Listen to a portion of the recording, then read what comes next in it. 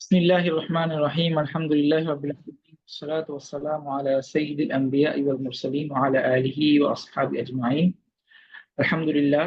পবিত্র মাহে রমজানের প্রথম শুক্রবারের আজকে certificate course in Islamic economics and ফাইন্যান্সের পঞ্চম ক্লাসে জুমার পরে যারা যুক্ত হয়েছেন সকলকে জানাই আন্তরিক শুভেচ্ছা মোবারকবাদ।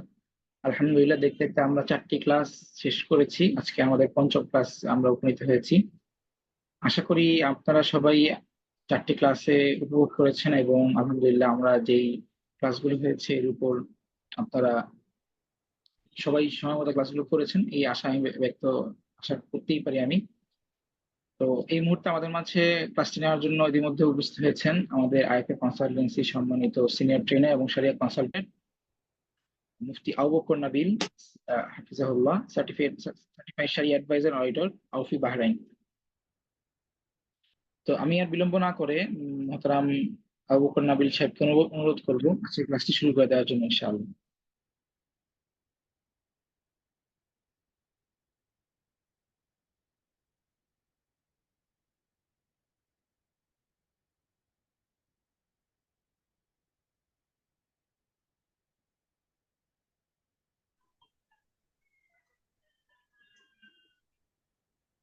জি মোহতারাম আবু বকর নাবিল ভাই, কি শুনছেন? জি, আমার কথা শোনা যাচ্ছে? জি শোনা যাচ্ছে। জি, আপনি ক্লাস শুরু করতে পারেন ইনশাআল্লাহ। জি, একটা মিনিট।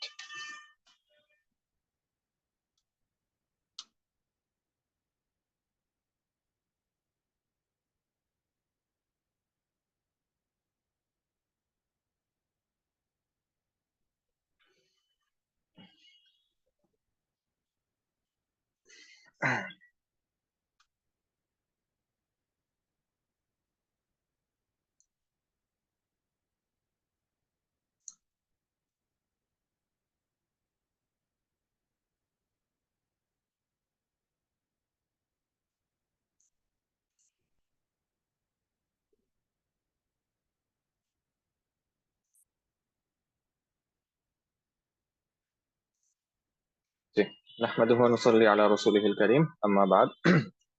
আলহামদুলিল্লাহ, certificate course in Islamic economics and finance CIF এর ক্লাস নাম্বার 3-এ আপনাদেরকে স্বাগতম জানাচ্ছি। শুরুতেই আমি আমার পরিচয় জানিয়ে নিচ্ছি। আমার নাম হচ্ছে আবু বকর নাবিল। বর্তমানে আমি আইএফএ কনসালটেন্সিতে রিসার্চার এবং শরিয়া কনসালটেন্ট হিসেবে কাজ করছি। আমি আমার ছাত্র জীবনে জামিয়া রাব্বানী আরাবিয়া থেকে ইফতা সম্পূর্ণ করি এবং জামিয়া শরিয়া মালিবাগ থেকে দাওরায়ে হাদিস সম্পূর্ণ করি। পাশাপাশি ঢাকা ভার্সিটি থেকে মাস্টার সম্পন্ন করি। পাশাপাশি আলহামদুলিল্লাহ আমি সার্টিফাইড শরিয়া অ্যাডভাইজার এন্ড অডিটর এলপি থেকে সিএসএ এই ডিগ্রিটি অর্জন করি। আমরা আমাদের মূল আলোচনায় যাওয়ার আগে পবিত্র কোরআন থেকে শুরু করছি। তার আগে আরেকবার একটু নিশ্চিত করছি, আমার সাউন্ড কি স্পষ্ট শোনা যাচ্ছে মাওলানা মুবাশশির? জি, সাউন্ড শোনা যাচ্ছে। স্ট্রাইকটি সরছে না আর কি, স্ট্রাইক একটা জায়গায় স্টাক হয়ে যাচ্ছে। লাইট স্টাক হয়ে আছে? না, স্লাইডটা আপনি কি সরাচ্ছেন? আচ্ছা, স্লাইডটা সরছে না আর কি, একদম ফার্স্ট স্লাইডে আছে আর কি। জি জি, ঠিক আছে, স্পষ্ট। জাযাকাল্লাহ।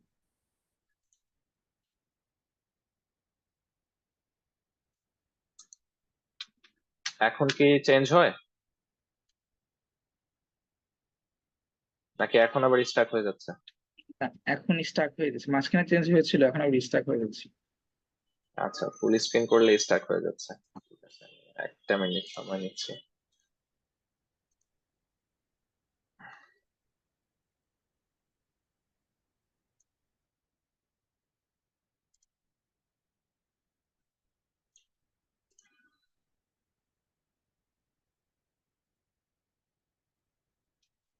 এখন কি চেঞ্জ হয় না এখনো স্টাক হয়ে আছে? জি এখন ঠিক আছে, জি এখন ঠিক আছে, শুরু করতে পারি।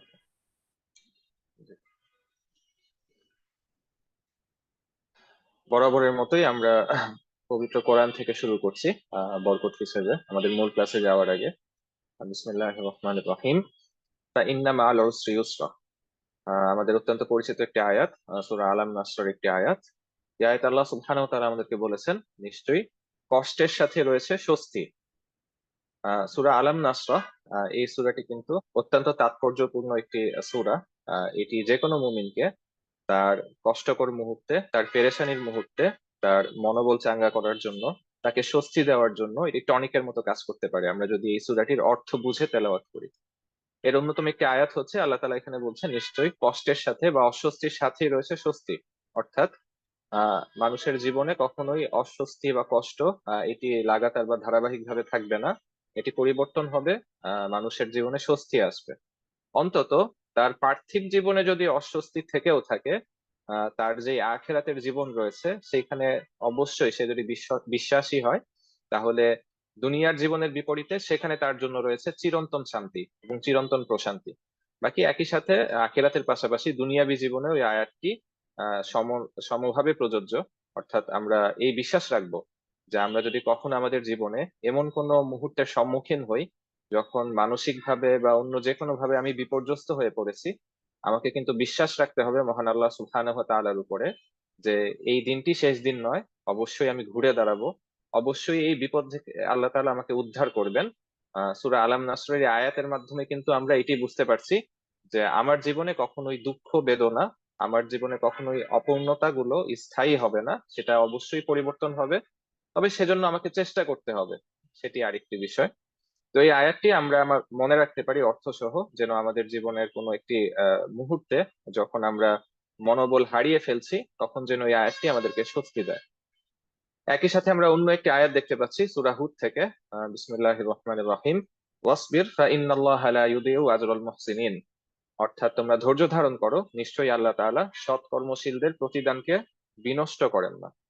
অর্থাৎ আহ যদি কখনো এরকম হয় যে আমি হয়তো প্রচেষ্টা চালিয়ে যাচ্ছি নিরন্তর কোনো একটা দুঃখ দুর্দশা বা কোনো একটা বিপদ সংকুল পরিস্থিতি থেকে বেরিয়ে আসার জন্য, কিন্তু হয়তো আমি সরাসরি ফলাফল দেখতে পাচ্ছি না বা আমি সেই বিপদ থেকে বের হয়ে আসতে পারছি না, তখনও কিন্তু আল্লাহ সুবহানাহু ওয়া তাআলা আমাদেরকে ধৈর্য ধারণ করতে বলছেন।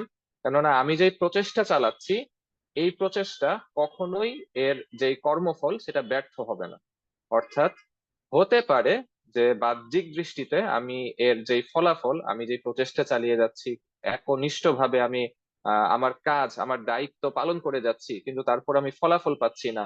আহ কিন্তু যদিও বাহ্যিকভাবে মনে হচ্ছে আমার প্রচেষ্টা নিষ্ফল, কিন্তু আল্লাহ সুবহানাহু ওয়া তাআলা বলছেন যে সৎ কর্মশীলদের কোনো প্রচেষ্টাই এটা বিফলে যায় না, এবং প্রত্যেকটা প্রচেষ্টার জন্যই আল্লাহ সুবহানাহু ওয়া তাআলার কাছে প্রতিদান রয়েছে।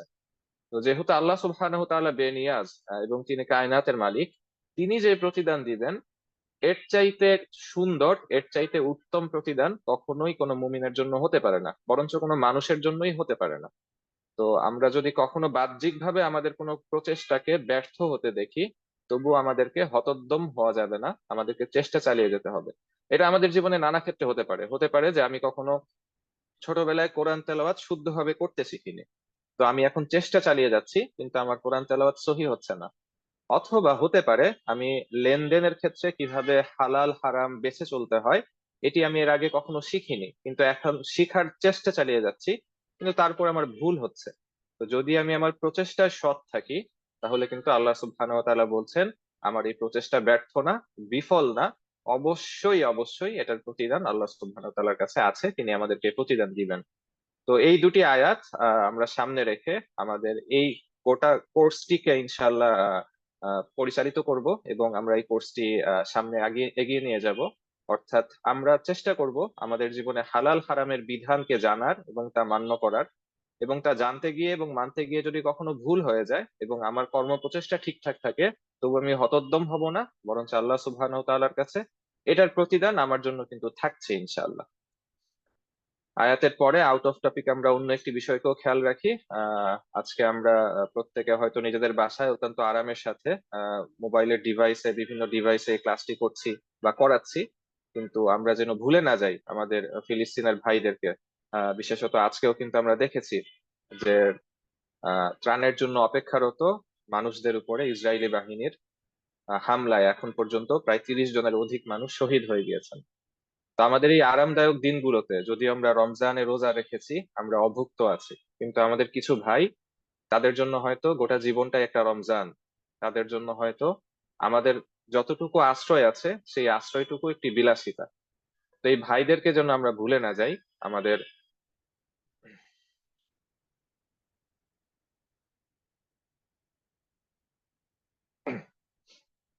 আমি দুঃখিত। আমাদের অন্যান্য নিয়মিত কার্যক্রমের পাশাপাশি আমরা যেন আমাদের ভাইদেরকেও স্মরণে রাখি, আমাদের দোয়াতে স্মরণ রাখি, সেই কামনার মাধ্যমে আমাদের ক্লাসটি আমরা শুরু করছি।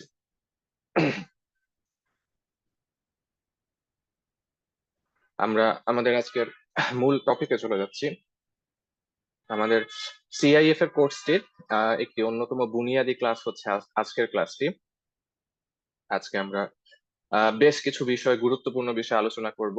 একটি হচ্ছে factors of production and demand supply law, অর্থাৎ উৎপাদনের প্রধান উপকরণ সমূহ এবং চাহিদা যোগান নীতি। এই ক্ষেত্রে ইসলামিক ইকোনমিক পার্সপেক্টিভ এবং কনভেনশনাল যে পার্সপেক্টিভ আছে আমরা সেই সম্পর্কে আলোচনা করব। পাশাপাশি আমরা ক্যাপিটালিজম, কমিউনিজম এবং ইসলামিক ইকোনমিক্স নিয়ে আলোচনা করব। এই আলোচনাটা কেন হবে? এই আলোচনাটা মৌলিকভাবে দুটি কারণে হবে। এক হচ্ছে সমাজতন্ত্র পুঁজিবাদ, অর্থাৎ বর্তমান সময়ের অর্থনীতির ক্ষেত্রে অন্যতম আলোচ্য যে দুটি মতবাদ রয়েছে, এর বিপরীতে ইসলামিক মতবাদের বা ইসলাম ধর্মের যে অর্থনীতি বিষয়ক মূলনীতি আছে সেগুলোর শ্রেষ্ঠত্ব কেন, সেটি জানার জন্য আমরা আজকে এই আলোচনা করব। পাশাপাশি ইসলামী অর্থ ব্যবস্থা থেকে আমরা কতটুকু দূরে আছি এবং তার ফলাফল আজকে আমাদের সমাজে কি, সেটি জানার জন্য আমরা এই টপিকগুলো আলোচনা করব ইনশাআল্লাহ। তো কথা না বাড়িয়ে আমি আমাদের আজকের প্রথম টপিকে চলে যাচ্ছি। আমাদের আজকের প্রথম টপিক হচ্ছে কেউ কি কিছু বলছেন? আচ্ছা, আমাদের আজকের প্রথম টপিক হচ্ছে discussion on capitalism, communism and Islamic economics, অর্থাৎ পুঁজিবাদ, সমাজতন্ত্র এবং ইসলামিক অর্থনীতি, এই তিনটি বিষয়ে আলোচনা। একটি তুলনামূলক বিশ্লেষণ আমরা খুবই সংক্ষেপে তুলে ধরার চেষ্টা করব ইনশাআল্লাহ। ক্যাপিটালিজম, পুঁজিবাদ, বর্তমান বিশ্বে সবচাইতে প্রসিদ্ধ যেই দুটি অর্থনৈতিক মতবাদ আছে এর একটি হচ্ছে ক্যাপিটালিজম বা পুঁজিবাদ, অপরটি হচ্ছে সোশ্যালিজম বা সমাজতন্ত্র। যদিও সোশ্যালিজম বর্তমানে পৃথিবী থেকে প্রায় বিদায়ের পথে, অর্থাৎ এটি একটি প্রমাণিত তত্ত্ব যেটি বর্তমান পৃথিবীতে অচল, তবে একই সাথে ক্যাপিটালিজমও নানা সমালোচনায় আক্রান্ত হওয়া সত্ত্বেও এই দুটি তত্ত্ব এখন পর্যন্ত পৃথিবীতে সবচেয়ে বেশি প্রসিদ্ধ এবং সবচেয়ে বেশি আলোচিত।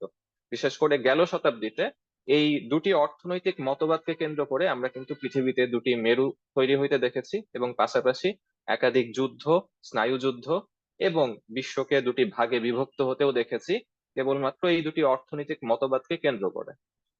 তো পুঁজিবাদকে জানার আগে আমাদেরকে বুঝতে হবে পুঁজিবাদ কি, পুঁজিবাদের উদ্ভব কখন হয়, পুঁজিবাদের প্রধান বৈশিষ্ট্য কি এবং পুঁজিবাদের ফলাফল কি। আমরা যদি আমাদের প্রথম বিষয়ে চলে যাই, একটু আগে আমি বলেছি যে গত শতাব্দীতে এই দুটি অর্থনৈতিক মতবাদকে কেন্দ্র করে বিশ্ব কিন্তু দুটি মেরুতে ভাগ হয়ে গিয়েছিল। এখান থেকে একটি প্রশ্ন আসতে পারে যে অর্থনৈতিক মতবাদ এটা তো খুব নিছক আমাদের জীবনের ছোট্ট একটা পার্ট, বা বলা যায় আমাদের জীবনের একটা পার্ট, কিন্তু এটাই একমাত্র পার্ট না। তো এই পার্টকে কেন্দ্র করে পৃথিবী দুটো মেরুতে কেন বিভক্ত হয়ে গেল? আমরা কেন পৃথিবীতে দেখলাম যে মানুষ হয় এই প্রান্তে অথবা এই প্রান্তে, এমন কেন হয়ে যাচ্ছে? এর জবাব হচ্ছে আমাদের এই স্লাইডে, যেটা আমরা স্ক্রিনে দেখতে পাচ্ছি।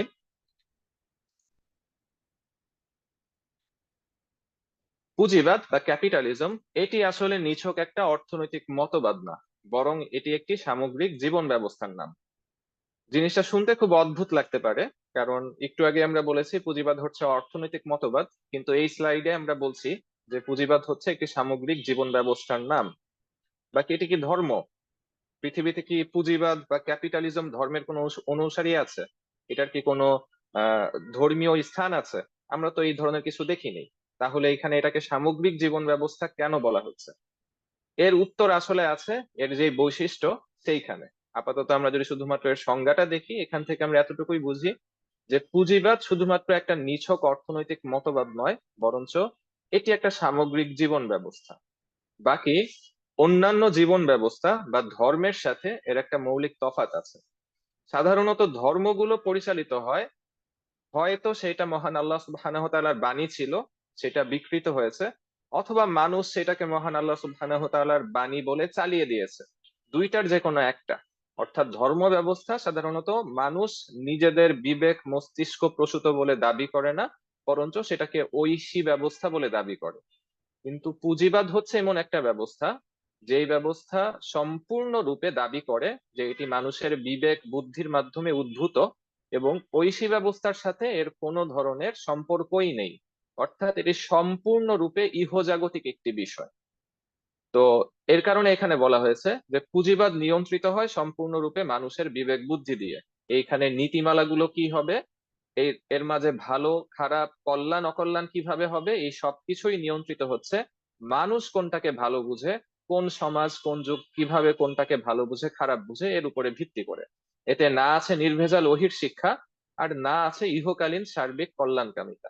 যদিও এটি সম্পূর্ণরূপে ইহলৌকিক একটি জিনিস, কিন্তু তারপরও এর মাঝে ইহকালীন সার্বিক কল্যাণকামিতাও নেই, যেটা কিন্তু আমরা স্বাভাবিকভাবে অন্যান্য ধর্মের মাঝে দেখতে পারি।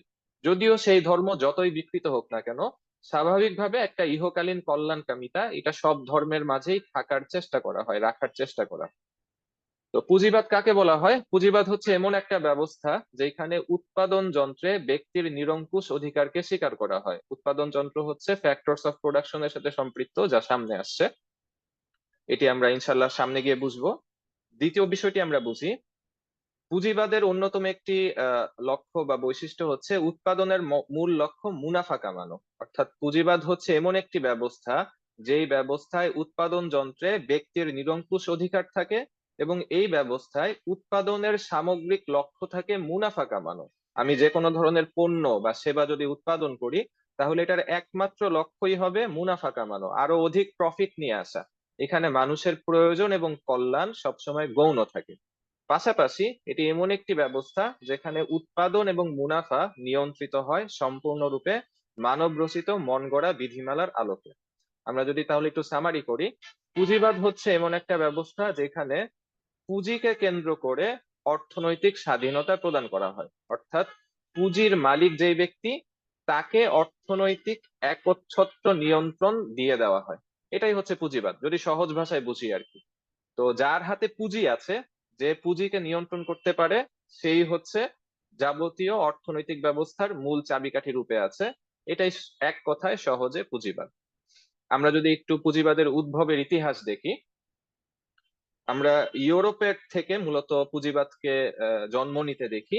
ইউরোপের ইতিহাস যদি আমরা দেখি, তো ইউরোপে একেবারে প্রাচীন যুগে, অর্থাৎ ইসলামের সূচনা যখন, তার কিছুটা আগ সময় থেকে ইসলাম পরবর্তী একটা দীর্ঘ সময় পর্যন্ত ইউরোপের অর্থনৈতিক ব্যবস্থা মূলত সামন্ত প্রথার উপরে নির্ভরশীল ছিল বা ভিত্তিশীল ছিল। সামন্ত প্রথা কি আমরা অনেকেই পড়েছি, যে আহ জমি কেন্দ্রিক একটি ব্যবস্থা যেখানে এক ব্যক্তি যিনি জমির মালিক হন এবং তার অধীনে অসংখ্য প্রজা থাকে, যারা সেই জমিতে চাষবাস করে এবং ভূমির মালিককে এই বাবদ কর দিয়ে থাকে। এটাকে স্বাভাবিকভাবে সামন্ত প্রথা বলে, বা আমাদের দেশগুলোতে আমরা এটাকে জমিদার প্রথা নামেও চিনি, কাছাকাছি জিনিস। তো ইউরোপে অর্থনৈতিক কেন্দ্র ছিল বা অর্থনৈতিক লেনদেনের মূল কেন্দ্র ছিল মূলত এই সামন্ত প্রথা। অর্থাৎ সেখানে কিছু ব্যক্তি সর্বদা ভূমির মালিক থাকতেন, রাজপুত্র থাকতেন, এবং তাদের অধীনে অসংখ্য মানুষ থাকতো যারা আসলে খেতে খামারে কৃষিকাজ করে খেত, এবং তারা এই ভূমির বিপরীতে কর দিত। আমরা আমাদের দেশেও জানি যে এই কর ব্যবস্থা কেন্দ্রিক নানা ধরনের শোষণের ব্যবস্থা চালু ছিল, জুলুম ছিল, অত্যাচার ছিল, যার ফলে ভূমির মালিক যেই সামান্য কিছু মানুষ, তারা সব সময় গোটা সমাজের অন্য সব মানুষের রক্ত চুষে নিজেদের সম্পদকে বাড়িয়ে তুলতো, নিজেরা এককভাবে ধন সম্পদের সিংহভাগ ভোগ করত। আর যারা নিজেদের গা গতর খাটিয়ে কষ্ট করে কৃষিকাজ করছে, তারা দিন শেষে হয়তো কিছুই পেত না, বা যতটুকুই পেত নিজের উৎপাদন থেকে সে বঞ্চিত হয়ে কোনো রকমে খেয়ে না খেয়ে বেঁচে থাকতো। আমরা এই ইতিহাসগুলো কম বেশি জানি। তো এইভাবে চলতে চলতে যখন একসময় পৃথিবীতে আহ আপনার ধীরে ধীরে প্রযুক্তির উন্নয়ন ঘটতে থাকলো, এবং বিশেষ করে ফরাসি বিপ্লবের পর বা ফরাসি বিপ্লবের আগের সময় যখন আমরা,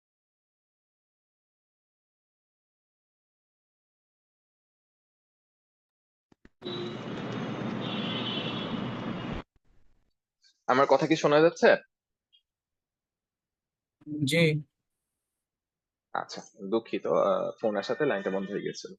যেমনটা আমি বলছিলাম, যখন ইউরোপে রেনেসা শুরু হয়, অর্থাৎ মুসলিম যুগ যখন রেনেসা পেরিয়ে ধীরে ধীরে অন্ধকার যুগে প্রবেশ করছে, আর ইউরোপ তখন অন্ধকার যুগ থেকে মাত্র তাদের সোনালী যুগে প্রবেশ করছে, এবং যখন শিল্প বিপ্লব শুরু হতে থাকে ইউরোপে, ধীরে ধীরে প্রযুক্তির উৎকর্ষ সাধন হতে থাকে, মানুষ নতুন নতুন প্রযুক্তির দ্বারস্থ হতে থাকে। এবং আগে এক সময় যেটা হতো, মানুষ ম্যানুয়ালি একটা জিনিস যদি বানাতো, তাহলে 1 বছরে সে যে পরিমাণ জিনিস বানাতে পারতো, শিল্প বিপ্লবের পর মেশিন এবং অন্যান্য জিনিস আবিষ্কারের ফলে মেশিন কিন্তু মানুষের সেই কাজকে অনেক সহজ করে ফেলে।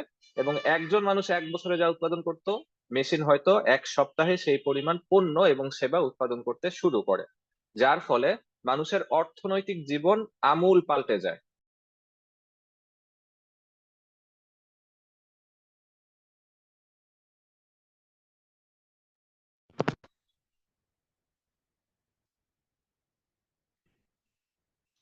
আচ্ছা, যার ফলে ইউরোপে কিন্তু আমরা অর্থনৈতিক ক্ষেত্রে একটি আমূল পরিবর্তন দেখতে পাই। বিশেষ করে ফরাসি বিপ্লবের পর ইউরোপে সামন্ত প্রথা এটি একেবারেই উৎখাত হয়ে যায়। এবং যেহেতু এর সাথে সাথেই শিল্প বিপ্লব চলছিল, তাই সেই সময় একটি সমাজে নতুন ধরনের পট পরিবর্তন ঘটে।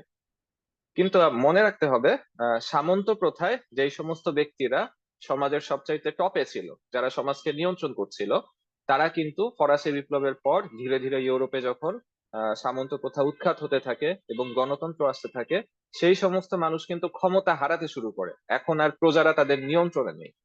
তো তাদের নিয়ন্ত্রণ হারানোর ফলে তাদের মাঝে একটা হাহাকার শুরু হয়, এবং সেই হাহাকার থেকেই মূলত জন্ম নেয় পুঁজিবাদ। অর্থাৎ মানুষকে নিয়ন্ত্রণ করার একটি নতুন ব্যবস্থা চালু হয়, যেখানে আপনি হয়তো শয়ে শয়ে একর ভূমির মালিক না, বাকি এরপরও আপনি হাজার হাজার মানুষকে নিয়ন্ত্রণ করতে পারবেন। সেটি কিভাবে? ধরুন, সামন্ত প্রথার মাধ্যমে যারা মূলত জমিদার ছিল, তাদের কিন্তু ধনভাণ্ডার খাজাঞ্জিখানা একেবারে ফুলে ফেপে ভরে উঠেছিল। তো শিল্প বিপ্লবের পর বিশাল বিশাল শিল্প কারখানা গড়ে ওঠার প্রয়োজন ছিল, যেহেতু উৎপাদন কার্যে আমূল পরিবর্তন হয়েছে। তো এই শিল্প কারখানা গড়ে তুলতে বিশাল পুঁজির প্রয়োজন ছিল। তো এই পুঁজি দিতে সক্ষম ছিল কে? ওই কৃষক যে খেতে ফসল চাষ করত, নাকি ওই জমির মালিক জমিদার, যে আসলে কর নিয়ে নিয়ে নিজের কাছে জমা করত? খুব স্বাভাবিকভাবেই কিন্তু আমরা বুঝবো যে সেই সময়ে এই শিল্প কারখানাগুলো তারাই গড়ে তুলতে পারতো, যাদের কাছে আগের থেকে প্রচুর পরিমাণে পুঁজি আছে। তো সামন্ত প্রথার মাধ্যমে যারা মূলত দীর্ঘদিন ধরে উপকৃত হয়েছে, তারাই ক্ষমতা ধরে রাখার জন্য সামন্ত প্রথার পরিবর্তে নতুন ভাবে পুঁজিবাদের উদ্ভব করে। এবং এর ফলে যেটি হয়, যাদের হাতে পুঁজি আছে তারা মানুষকে ভিন্নভাবে শোষণ করতে শুরু করে। অর্থাৎ আগে মানুষের জমি থাকতো, মানুষ সেখানে কষ্ট করে কৃষি কাজ করতো এবং জমিদারকে খাজনা দিত। এখন যেটা হলো, সেই জমিদারের পরিবর্তে ফ্যাক্টরির মালিক হয়ে গেল, এবং সে আগের মতোই স্বেচ্ছাচারিতা করতে থাকলো। আর হাজার হাজার মানুষ জমিতে কৃষিকাজের পরিবর্তে ফ্যাক্টরিতে তার শ্রমিক হিসেবে কাজ করতে শুরু করলো। তো ফলাফল ঘুরে ফিরে এক, শুধুমাত্র সিস্টেমটাই পরিবর্তন হয়েছে। তো সামন্ত প্রথায় যেমন স্বেচ্ছাচারিতা ছিল, পুঁজিবাদ যেহেতু এখানেও আমরা বলেছি পুঁজির মালিক, উনি যাবতীয় ক্ষমতার একচ্ছত্র মালিক হয়ে থাকেন, তাই এখানেও তার একই রকম ভাবে স্বেচ্ছাচারিতা আমরা দেখতে থাকলাম। পুঁজিবাদের অন্যতম একটা বৈশিষ্ট্য হচ্ছে যে পুঁজিবাদের মাঝে কোনো ধরনের সরকারি হস্তক্ষেপ থাকবে না। অর্থাৎ এখানে চাহিদা ও যোগান নীতির মাধ্যমে সমাজের যাবতীয় সমস্যা নিরসন হয়ে যাবে। অর্থাৎ পুঁজিবাদ মনে করে উৎপাদন কাজে সরকারকে হস্তক্ষেপ করা উচিত না। একটা দেশে এই মুহূর্তে যদি জুতার প্রয়োজন হয়, তাহলে খুব স্বাভাবিকভাবেই সেই সমাজে জুতার চাহিদা তৈরি হবে। আমি দোকানে গিয়ে খুঁজবো যে ভাই জুতা আছে, আপনিও খুঁজবেন যে জুতা আছে কিনা। তো যখন চাহিদা তৈরি হবে, তো তখন যারা পুঁজিপতি আছে তারা কি করবে? তারা জুতার ফ্যাক্টরি খুলবে এবং জুতা তারা তৈরি করা শুরু করবে। তো যখনই কোনো একটা জিনিসের চাহিদা তৈরি হবে, তখন ওই অনুপাতেই যোগান চলে আসবে অটোমেটিক। এখানে সরকারকে আলাদাভাবে হস্তক্ষেপ করা লাগবে না। চাহিদা এবং যোগান নীতি এর মাধ্যমে পুঁজিবাদে কল্পনা করা হয় যে যাবতীয় সমস্যার সমাধান হয়ে যাবে, সেখানে কোনো ধরনের কেন্দ্রীয় পরিকল্পনার প্রয়োজনই নেই। এখন প্রশ্ন উঠতে পারে যে শ্রমিক, তাকে তো হয়তো তার মালিক ঠকাচ্ছে, এই ক্ষেত্রে কি সরকার হস্তক্ষেপ করতে পারবে? পুঁজিবাদ এইখানে বলে যে না, এইখানেও সরকারের হস্তক্ষেপের প্রয়োজন নেই, বরঞ্চ এইখানে একটা অদৃশ্য হাত আছে, যেই অদৃশ্য হাত অটোমেটিক এই সমস্যাকে সমাধান করে দিবে। এই অদৃশ্য হাতটাই হচ্ছে চাহিদা যোগান নীতি। অর্থাৎ কোনো একটা মালিকের যদি 100 শ্রমিকের প্রয়োজন হয়, তাহলে সমাজে 100 শ্রমিকের চাহিদা আছে। তো ওই 100 শ্রমিক ওই পরিমাণ বেতন পেলেই সেখানে যাবে যতটুকু বেতনের সে যোগ্য, অর্থাৎ তার চাহিদা যেই পরিমাণ তাকে সেই পরিমাণ বেতনই প্রদান করা হবে। মালিক তাকে ওই পরিমাণ বেতন দিয়েই তার ফ্যাক্টরিতে নিয়ে আসবে। যেন একটা অদৃশ্য হাত এখানে মালিককে অটোমেটিক নিয়ন্ত্রণ করতেছে যে শ্রমিককে তার ন্যায্য মজুরি প্রদান করতে। তো শ্রমিকের দাম যদি বেশি হয়, তার চাহিদা যদি বেশি হয়, অটোমেটিক তার যেই পাওনা মজুরি এবং অন্যান্য বিষয় আছে সেগুলো অটোমেটিক সমাধান হয়ে যাবে, সরকারকে এখানে হস্তক্ষেপ করতে হবে না। এটাকেই পুঁজিবাদে ইনভিজিবল হ্যান্ড বা অদৃশ্য হাত তত্ত্ব বলা হয়, যেখানে সরকারের কোনো হস্তক্ষেপ ছাড়া বা তৃতীয় কোনো পক্ষের হস্তক্ষেপ ছাড়া কেবলমাত্র সমাজের চাহিদা এবং যোগানের ভিত্তিতে যাবতীয় অর্থনৈতিক সমস্যার সমাধান হয়ে যাবে। এই জিনিসটা তো খুবই সুন্দর মনে হচ্ছে আমাদের কাছে। আপনাদের কাছে কি মনে হচ্ছে? এই অদৃশ্য হাত কি সমাজের সমস্ত অর্থনৈতিক সমস্যা সমাধান করতে পারে? একটু যদি শুনি আপনাদের কারো কাছ থেকে, আপনাদের কি মনে হয় আমাদের দেশে কেউ যদি আমরা হস্তক্ষেপ না করি তাহলে কি সব সব ধরনের অর্থনৈতিক শোষণ চাহিদা যোগান নীতির ভিত্তিতেই শেষ হয়ে যাবে? না, কারেন্টলি হবে না, বিকজ এটার জন্যই তো হচ্ছে গিয়ে যে ওই যে শ্রমিক রেভলিউশন হয়েছিল, যে মে ফার্স্টে, যে ওখানে যে লেবার ফোর্সের, তো এখনো হচ্ছে গিয়ে বেসিক্যালি মানে চাহিদাটা হচ্ছে কি অনেক, যোগানটা অনেক বেশি থাকে বিকজ অফ দ্য পপুলেশন এবং তাদের এডুকেশনের সবকিছুর জন্য। সো হয়তো এখনো ওরকম এক্সপ্লয়েট করার একটা অপরচুনিটি থাকে আর কি, যারা মালিক থাকে। জি, অনেক শুক্রিয়া। এখানে একটা পয়েন্ট উঠে আসছে যে চাহিদার তুলনায় যোগান বেশি, কিন্তু যদি কখনো এরকম হয় যে চাহিদার তুলনায় যোগান সীমিত, তারপরও কিন্তু ব্যক্তিকে তাদের ন্যায্য অধিকার না দিয়ে ঠকানো সম্ভব। কিভাবে সম্ভব? যদি কথার কথা সমস্ত মালিকরা মিলে একমত হয়ে যায় যে আমরা আমাদের ফ্যাক্টরিতে কথার কথা 5,000 টাকার বেশি কাউকে বেতন দিব না, কেউ চাকরি করলে করবে না হলে নেই, তাহলে কিন্তু অটোমেটিক যাবতীয় শ্রমিক 5,000 টাকায় চাকরি করতে বাধ্য হবে। অর্থাৎ এই জায়গায় হস্তক্ষেপ না করার ফলে এক ধরনের ভিন্ন কার্যক্রম তৈরি হওয়ার আশঙ্কা আছে। চাহিদা যোগান তত্ত্ব আসলে সেই সমাজেই কাজ করে যেই সমাজে কোনো ধরনের কৃত্রিমতা নেই, অর্থাৎ প্রত্যেকে আপন গতিতে কাজ করে যাচ্ছে। কিন্তু মানুষের স্বাভাবিক কাজই হচ্ছে তার মাঝে লোভ অনেক বেশি, তার মাঝে অসততা অনেক বেশি। আমরা দেখি আহ বর্তমান সময় আমরা দেখি এই যে রমজান এসেছে, এই মুহূর্তে তরমুজ এসেছে আমাদের বাজারে। তরমুজের চাহিদা এবং যোগানের তুলনায় তরমুজ কিন্তু অনেক সংকট নেই, কিন্তু তারপরে আমরা 80 টাকার থেকে 100 টাকা কেজিতে তরমুজ বিক্রি হতে দেখছি। আমরা পেঁয়াজের কাহিনী দেখেছি যে যথেষ্ট পরিমাণ মজুদ থাকা সত্ত্বেও পেঁয়াজের দাম 300 টাকা ছুঁয়েছে। কিভাবে?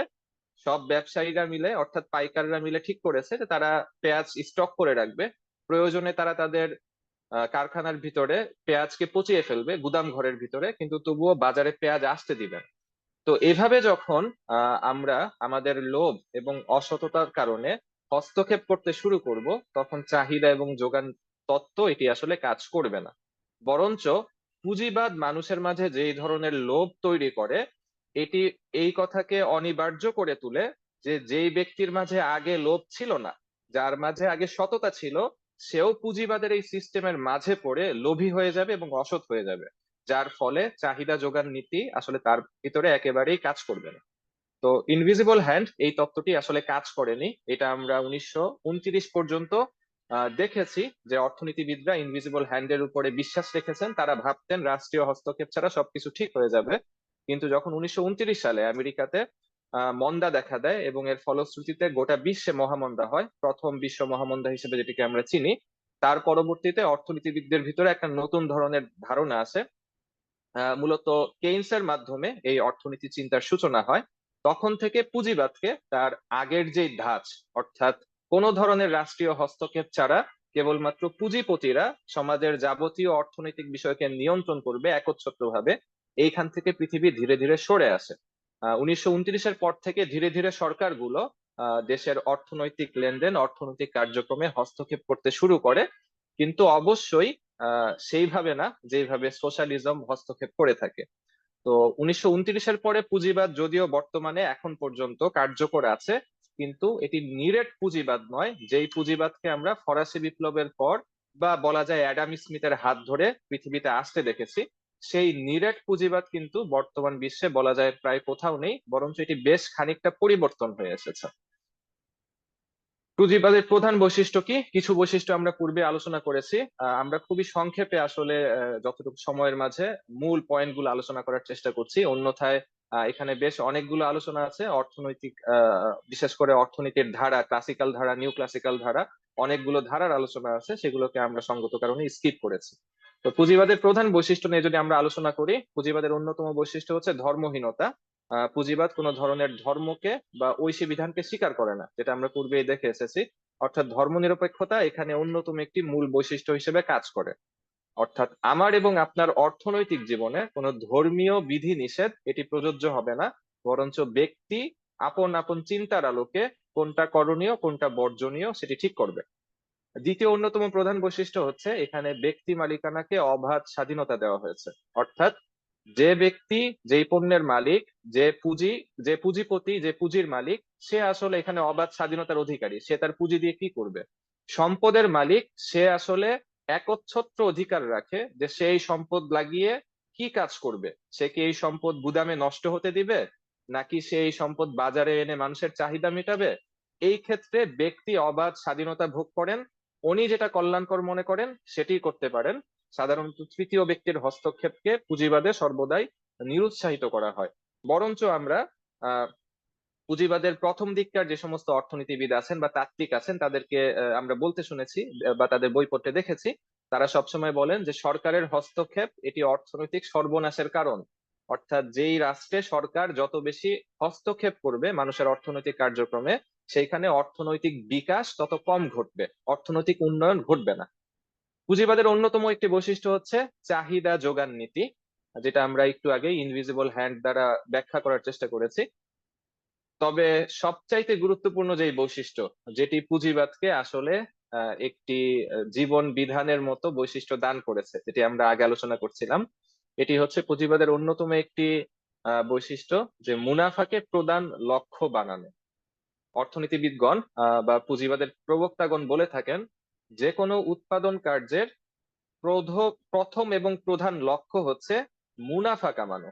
মানুষের প্রয়োজন আসলে এখানে গৌণ বিষয়। অর্থাৎ আমি যখন একটা পণ্য বা সার্ভিস উৎপাদন করব, তখন আমার প্রধান লক্ষ্য হওয়া উচিত যে আমি মুনাফা কত বেশি কামাতে পারবো, সেটি লক্ষ্য করে আমি আমার সেই কাজটি পরিচালনা করব।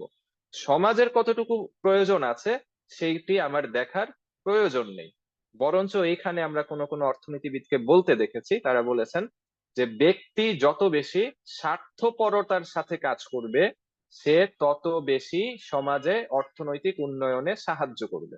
বিষয়টা এইভাবে যে আমি যত বেশি স্বার্থপর হব, যে আমাকে আরো 1 কোটি টাকা মুনাফা কামাতে হবে, তো 1 কোটি টাকা মুনাফা কামাতে হলে আমি তো অবশ্যই আমাকে স্বার্থপর হতে হবে। আমি কিন্তু সৎকা করব না, চ্যারিটি করব না, বা মানুষের জন্য সবচাইতে ভালো যেটি সেই জিনিস উৎপাদন করব না। আমি কোনটি উৎপাদন করব, যেটি সবচেয়ে বেশি আমার প্রফিটকে ম্যাক্সিমাইজ করবে। বাকি এতে ফলাফল কি হবে? ফলাফল হবে আমার যখন 1 কোটি টাকা হবে, আমার তো সেই টাকা ফেলে রাখা যাবে না, আরেকটা কারখানা দিতে হবে। আরেকটা কারখানা দিলে আরো কিছু মানুষ চাকরি পাবে, আরো কিছু মানুষ চাকরি পেলে সেখানে আরো কিছু পণ্য উৎপাদন হবে, এতে করে ওই দেশের অর্থনীতির আরো বিকাশ ঘটবে।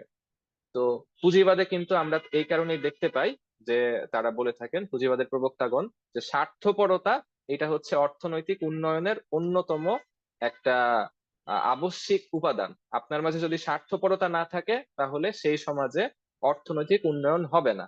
তো এই স্বার্থপরতা কিভাবে আসবে? যখন আমরা মুনাফাকে আমাদের প্রধান একমাত্র বৈশিষ্ট্য বানাবো, যে আমি আজকে 100 টাকার পণ্য উৎপাদন করেছি, আমার 110 টাকা এসেছে, এই 110 টাকা ফেলে রাখা যাবে না। এই 110 টাকাকে আমি আবার উৎপাদন কাজে পরিচালনা করব, আমাকে 120 টাকা তুলে আনতে হবে। এভাবে আজরাইল আলাইহিসসালাম আসার আগ পর্যন্ত মুনাফার ক্ষেত্রে আমার যেই ক্ষুধা, সেই ক্ষুধাকে কখনোই দমিত করা যাবে না। আমাকে আজীবন মুনাফার ক্ষুধায় ক্ষুধার্ত থাকতে হবে। আমি যত বেশি ক্ষুধার্ত থাকবো, সমাজে আমি তত বেশি অর্থনৈতিক উন্নয়নে ভূমিকা রাখবো। পুঁজিবাদের প্রধানগণ মনে করেন এটাই হচ্ছে বাস্তবতা এবং এটার মাঝেই কল্যাণ নিহিত।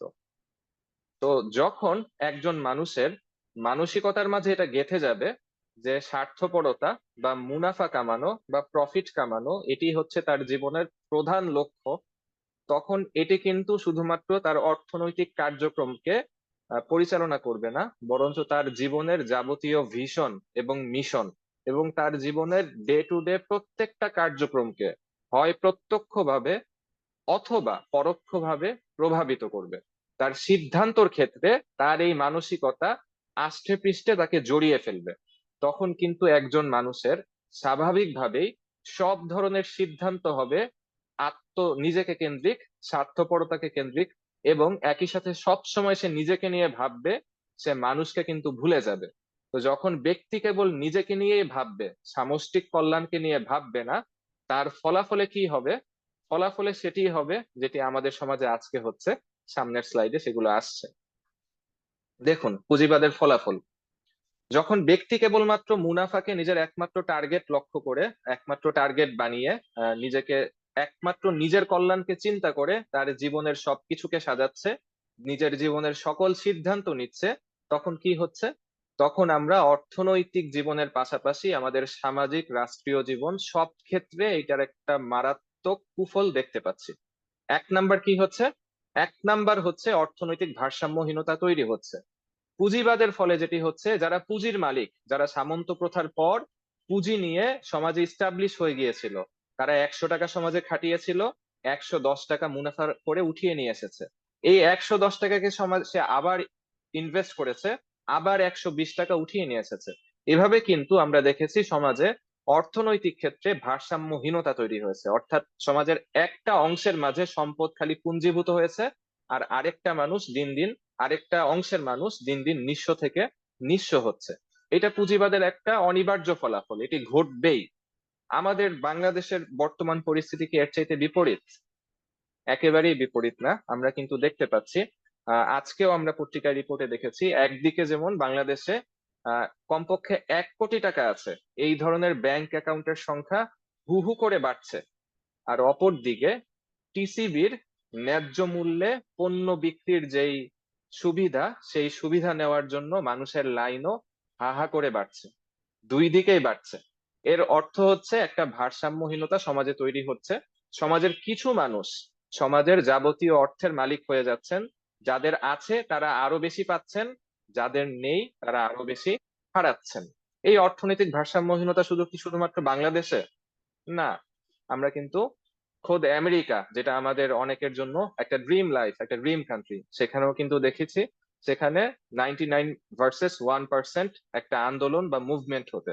অর্থাৎ সেইখানেও আমরা দেখছি একই রকম ভাবে আমেরিকার মতো দেশে 1% মানুষ সেই দেশটির 99% সম্পদকে নিয়ন্ত্রণ করছে। পক্ষান্তরে সেই রাষ্ট্রের 99% মানুষ দেশটির মাত্র 1% সম্পদকে নিয়ন্ত্রণ করছে। এটিকে আরো বেশি ভয়াবহ আকারে তুলে ধরা যায় যদি আমরা এইভাবে কথাটি বলি, যে আমেরিকার প্রথম 40 জন ধনী ব্যক্তি, তারা আমেরিকার যাবতীয় সম্পদের 90% নিয়ন্ত্রণ করছেন। বিষয়টি কিন্তু মারাত্মক ভয়াবহ। যার ফলে যেটি হচ্ছে, কিছু মানুষ ধীরে ধীরে আগ্রাসী হয়ে অপর সমস্ত সমাজের যেই ব্যবসায়ী আছেন, যেই ছোট ছোট পুঁজিপতি আছেন, তাদেরকে গিলে ফেলছেন। উদাহরণস্বরূপ আমরা অ্যামাজনকে দেখতে পাই বা ওয়ালমার্টকে দেখতে পাই। এই প্রতিষ্ঠানগুলো আগ্রাসী ভাবে অন্য যত ছোট ছোট ব্যবসা আছে তাদেরকে গিলে ফেলছে, ধ্বংস করে ফেলছে, কিনে ফেলছে, অথবা এমন ভাবে কর্নার করছে যে ওই সমাজে আর একই পণ্য যেটা অ্যামাজন সেল করে অথবা ওয়ালমার্ট সেল করে, সেই পণ্যগুলো অন্য কোনো ব্যবসায়ী ছোট একটা কার্ট নিয়ে, ছোট একটা দোকান নিয়ে, কোনো একটা ছোট্ট পরিসরে সে আর ওই ব্যবসা করতে পারছে না। সেই সমাজে এককভাবে সবকিছুর নিয়ন্ত্রণ একটি শ্রেণীর হাতে চলে যাচ্ছে। এটি কিন্তু একটি ভয়াবহ জিনিস। কেন ভয়াবহ জিনিস? কেননা যখন সমাজের যাবতীয় অর্থনৈতিক নিয়ন্ত্রণের চাবিকাঠি গুটি কয়েক মানুষের হাতে চলে আসবে, তখন তারা তাদের কল্যাণের জন্য গোটা সমাজে এমন অবস্থা তৈরি করবে যার ফলে 99% মানুষ কষ্টের শিকার হবে, শোষণের শিকার হবে, জুলুমের শিকার হবে। তফাৎ হচ্ছে খালি এতটুকু, আগের সমাজে সেই জুলুমটা হতো জমিদার এবং কৃষক এইভাবে, বর্তমানে হচ্ছে শ্রমিক এবং মালিক এভাবে।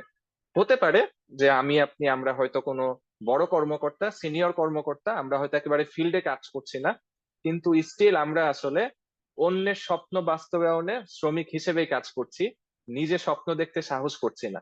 আমরা কিন্তু ব্যবসা করার ক্ষেত্রে বর্তমানে নানা ধরনের ভয় এবং আশঙ্কায় থাকি। বাংলাদেশ বর্তমানে একই অবস্থার দিকে যাচ্ছে, বিশেষ করে পোস্ট কোভিড সিচুয়েশনে বর্তমানে নতুন উদ্যোক্তা তৈরি হওয়া এটি কিন্তু আশঙ্কাজনক হারে আমরা কমে যেতে দেখছি। অর্থাৎ অর্থনৈতিক পূর্বাভাস হচ্ছে আগামী 5 বছরে বাংলাদেশে ছোট ছোট ব্যবসা প্রতিষ্ঠান ব্যাপক আকারে বন্ধ হয়ে যাবে, এবং যারা বড় আকারের ব্যবসা প্রতিষ্ঠান তারাই সমাজে টিকে থাকবে। এতে করে আমাদের অর্থনৈতিক চাবিকাঠি কিন্তু সেই ঘুরে ফিরে গুটি কয়েক কিছু মানুষের হাতেই সীমাবদ্ধ থাকবে। যাক, আমরা পুঁজিবাদের অন্যতম আরেকটি ফলাফলের দিকে যাই। এটি হচ্ছে কৃত্রিম চাহিদা তৈরি। দেখুন, আমরা একটু আগে বলে আসছি পুঁজিবাদে কিন্তু মুনাফা ম্যাক্সিমাইজ করতে হবে সব সময়। তো ধরুন, পৃথিবীতে যখন সর্বপ্রথম গাড়ি তৈরি হলো, তো তখন কিন্তু গাড়ির চাহিদা তৈরি হলো, অর্থাৎ মানুষ ঘোড়া বিক্রি করা শুরু করলো এবং গাড়ি কিনতে শুরু করলো। কিন্তু একটা গাড়ি যখন আমি কিনে ফেলেছি, তখন তো নিশ্চয়ই আমি দ্বিতীয় গাড়ি কিনবো না। তো আমাকে এখন যদি আপনি দ্বিতীয় আরেকটা গাড়ি সেল করতে না পারেন তাহলে কি হবে? তাহলে আপনি আমাকে প্রথম গাড়িটা বিক্রি করে 100 টাকা বিক্রি করেছেন, 10 টাকা প্রফিট করেছেন, আপনি কিন্তু এখানেই আটকে যাবেন। আপনাকে কিন্তু নতুন করে আমাকে কোনো একটা কিছু গছাতে হবে, যার ফলে ওই 100 টাকা খাটিয়ে আবার আপনি 110 টাকা তুলে নিয়ে আসতে পারেন। এর ফলে কি হচ্ছে? আমরা দেখছি এক ধরনের কৃত্রিম চাহিদা তৈরি করা হচ্ছে। অর্থাৎ গাড়ির ক্ষেত্রে ধরুন, আগে এক সময় শুধুমাত্র কালো কালারের গাড়ি বানানো হতো, এখন পুঁজিপতিরা মনে করলো যে বিভিন্ন ধরনের কালারের গাড়ি আমরা তৈরি করি। এতে ফলে ফলে কি হবে? যার কাছে কালো কালারের গাড়ি আছে সে মনে করবে ব্লু কালারের গাড়িটা এটা আরো সুন্দর। এরপরে শুধুমাত্র কালার চেঞ্জ হবে না, ভিতরে স্পেসিফিকেশন চেঞ্জ হতে শুরু করলো। আমি যা বলছি, যদিও এখানে কোনো ধরনের রেফারেন্স ছাড়া বলছি, কিন্তু আপনারা খুঁজলে আমেরিকায় ফোর্ড কোম্পানির ইতিহাসে পেয়ে যাবেন বিষয়গুলোকে ইনশাল্লাহ। ধীরে ধীরে স্পেসিফিকেশন চেঞ্জ হতে শুরু করবে। অর্থাৎ আমি দুইটা গাড়ি বানাবো, একটা হচ্ছে 1000 সিসি, একটা 1500 সিসি, একটা 3000 সিসি। আবার শুধু সিসির মাধ্যমেই না, আমরা বছরে বছরে মডেল চেঞ্জ করব। এটাও 1500 সিসি প্রিমিয়ম, এটাও 1500 সিসি, বাকি এটা 14 মডেল, এটা 16 মডেল। 14 মডেলে কি ছিল? 14 মডেলে আমার হয়তো সাউন্ড সিস্টেমটা ভালো ছিল না, 16 মডেলে সাউন্ড সিস্টেমটা অনেক ভালো। এইভাবে মানুষের মাঝে সবসময় একটা কৃত্রিম চাহিদা তৈরি হতে থাকবে। মানুষের চাহিদা কখনোই শেষ হবে না। অর্থাৎ আমি যদি 2014 একটা প্রিমিও আজকে কিনে থাকি, আমার মনে কিন্তু শান্তি আসবে না যে আমার কাছে কিন্তু একটা গাড়ি আছে। হয়তো সাময়িক ভাবে 1 বছর, 2 বছর, 3 বছর, 4 নাম্বার বছর যখন আমি অন্য মানুষদেরকে দেখবো যে তারা প্রিমিয়র 2018 সালের ভার্সন চালাচ্ছে, আমার মনের মাঝে একটা হাহাকার তৈরি হবে যে আমার বোধহয় পুরান গাড়িটা বিক্রি করে নতুন একটা গাড়ি কেনা উচিত। তো এইখানে একটা আপত্তি তোলা যেতে পারে যে এর ফলে বৈচিত্র্য তৈরি হচ্ছে না। পণ্যের মাঝে বৈচিত্র্য তৈরি হওয়া এটা ভালো। হ্যাঁ, এটা ঠিক, পণ্যের মাঝে একঘেয়েমি থাকা ভালো না, পণ্যের মাঝে বৈচিত্র্য থাকা ভালো। কিন্তু পুঁজিবাদ আমাদের সামনে যেটা করেছে, এইটা আসলে বৈচিত্র্যকে পেরিয়ে এমন একটা অবস্থায় চলে গিয়েছে যে আমাদের এখন জাগতিক যে ক্ষুধা, এই ক্ষুধা আসলে কোনো বৈচিত্র্যের মাধ্যমেই আর নিবারণ হবে না। অর্থাৎ আমরা কেয়ামত পর্যন্ত যত সম্পত্তি কামাই, যত ধরনের জিনিসপত্রই কিনি, আমরা আর ক্ষান্ত হব না, যেটা আমরা কিন্তু শিল্প বিপ্লবের আগে দেখতাম। অর্থাৎ মানুষ হয়তো অনেক টাকা পয়সা কামালো, এক পর্যায়ে তার মনে হচ্ছে যে না, আর আসলে এই টাকা দিয়ে আর কি করব, খরচ করব কোথায়, তখন তার মাঝে একটা গিলটি ফিল আসতো। তখন কিন্তু সে বিভিন্ন দাতব্য সংস্থা খুলতো, ভার্সিটি তৈরি করতো, হাসপাতাল তৈরি করতো। আমাদের আমাদের সমাজেও কিন্তু আমরা দেখেছি এগুলো। কিন্তু এখন আমরা কিন্তু উল্টো দেখতে পাচ্ছি। আমাদের কোটিপতি যারা ব্যবসায়ী আছেন তারা ট্যাক্স দিতে চান না, তারা জাকাত দিতে চান না, তারা কোনো খরচই করতে চান না। কেন চান না? কারণ তারা আসলে ওই জায়গাকে কখনো স্পর্শই করতে পারছেন না যেখান থেকে চাহিদা শেষ হয়ে যাচ্ছে। উদাহরণস্বরূপ, আপনি বাংলাদেশের সবচাইতে ধনী কাউকে চিন্তা করুন, তার হয়তো প্রচুর টাকা আছে, স্টিল তার একটা চাহিদা থাকবে, যেই চাহিদা বাংলাদেশে থেকে পূরণ করা সম্ভব না। কোনটা? বাংলাদেশে এখন পর্যন্ত পার্সোনাল বিমান কেনার কোনো অনুমতি নাই, কিন্তু বিদেশে কিন্তু আমরা দেখি বিলিয়নিয়াররা খুব সহজেই নিজেদের পার্সোনাল জেট বিমান কিনে ফেলেন। তো আপনার মনে কিন্তু এই চাহিদা তৈরি হবে যে আমাকে একটা বিমান কিনতে হবে। তার হয়তো গাড়ির চাহিদা শেষ কিন্তু চাহিদা থামেনি। আচ্ছা, একটা ছোট বিমান কিনে ফেললে কি তার চাহিদা মিটবে? মিটবে না। সে যদি কোনো এয়ার শোতে যায়, সে গিয়ে দেখবে যে তার 10 সিটের যে জেট বিমান, এর চাইতে অনেক বেশি উন্নত আরেকটা বিমান আছে যেটার মাঝে আরো অনেক কনফিগারেশন হাই। তখন তার মনে আবার চাহিদা তৈরি হবে। এই যে একটা চাহিদার গোলক ধাঁধা, এই গোলক ধাঁধাটা এমন একটা ধাঁধা যেটার মাঝে আমরা যখন ঢুকে যাচ্ছি আর বের হতে পারছি না। ছোট্ট একটা উদাহরণ বলে আমি এখানে শেষ করছি। জিলেট কোম্পানি, যারা ব্লেড তৈরি করার জন্য গোটা পৃথিবীতে বিখ্যাত, তো তারা যখন ব্লেড নিয়ে আসলো আমেরিকার বাজারে, খুব স্বাভাবিকভাবে এই ব্লেডের কাস্টমার ছিল পুরুষরা, তাদের দাড়ি শেভ করতে হতো। তো দাড়ি, যেহেতু তারা দাড়ি শেভ করে বা মুছ শেভ করে, তো তাদের সেই চাহিদা ছিল এই ব্লেড গুলো ব্যবহার করার।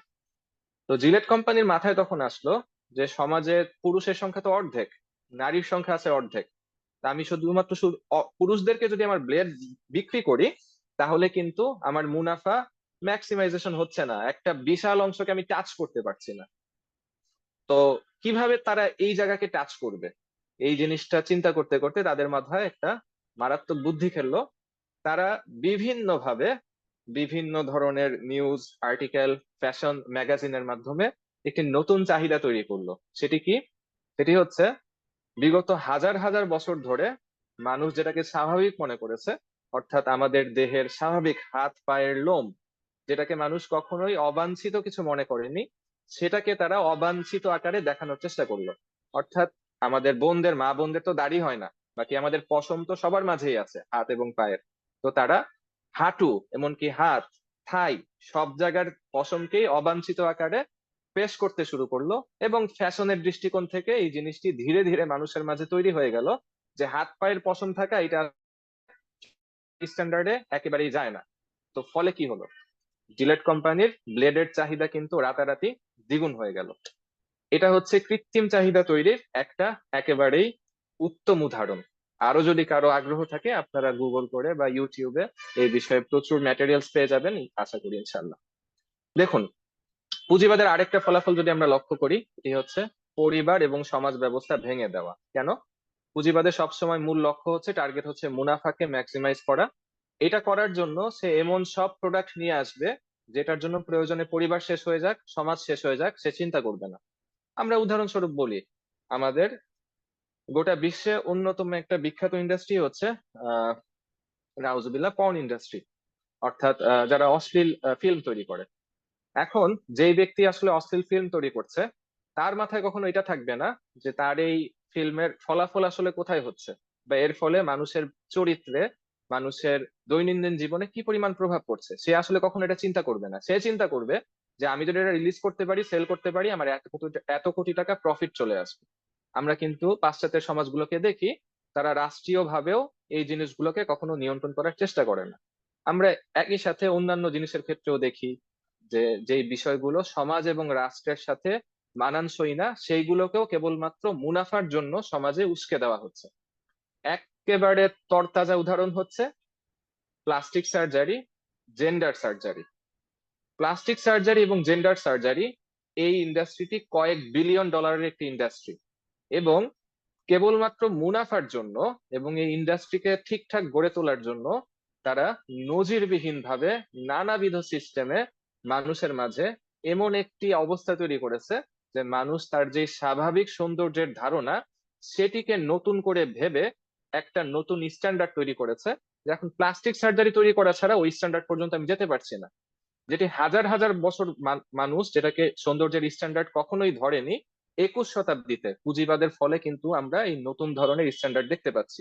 বরঞ্চ সাম্প্রতিক সময়ে জেন্ডার নিয়ে আমরা যে অস্থিরতা দেখতে পাচ্ছি, এর পিছনে যাদের হাত আছে, অন্যতম একটি হাত হচ্ছে এই ইন্ডাস্ট্রি, যারা জেন্ডার সার্জারির মাধ্যমে মুনাফা করার চেষ্টা করছে। আমি বলছি না তারাই একমাত্র কাজ করছে, বাকি তারাও এখানে অন্যতম মূল নেয়ামক। আচ্ছা দেখুন, পুঁজিবাদের আরেকটা ফলাফল হচ্ছে রিবা বা সুদের মতো নিষিদ্ধ জিনিসকে উৎসাহিত করা। আমি 100 টাকার মালিক, 100 টাকা খাটিয়ে 110 টাকা নিয়ে আসবো, যেহেতু প্রফিট আমাকে যে কোনো ভাবে করতে হবে। তো রিবাকেও কিন্তু ক্যাপিটালিস্ট সিস্টেমে উৎসাহিত করা হয়, কখনোই নিরুৎসাহিত করা হয় না। এরপরে নৈতিকতাহীন নির্লজ্জ জাতি তৈরি করা, এটাও পুঁজিবাদের একটা ফলাফল।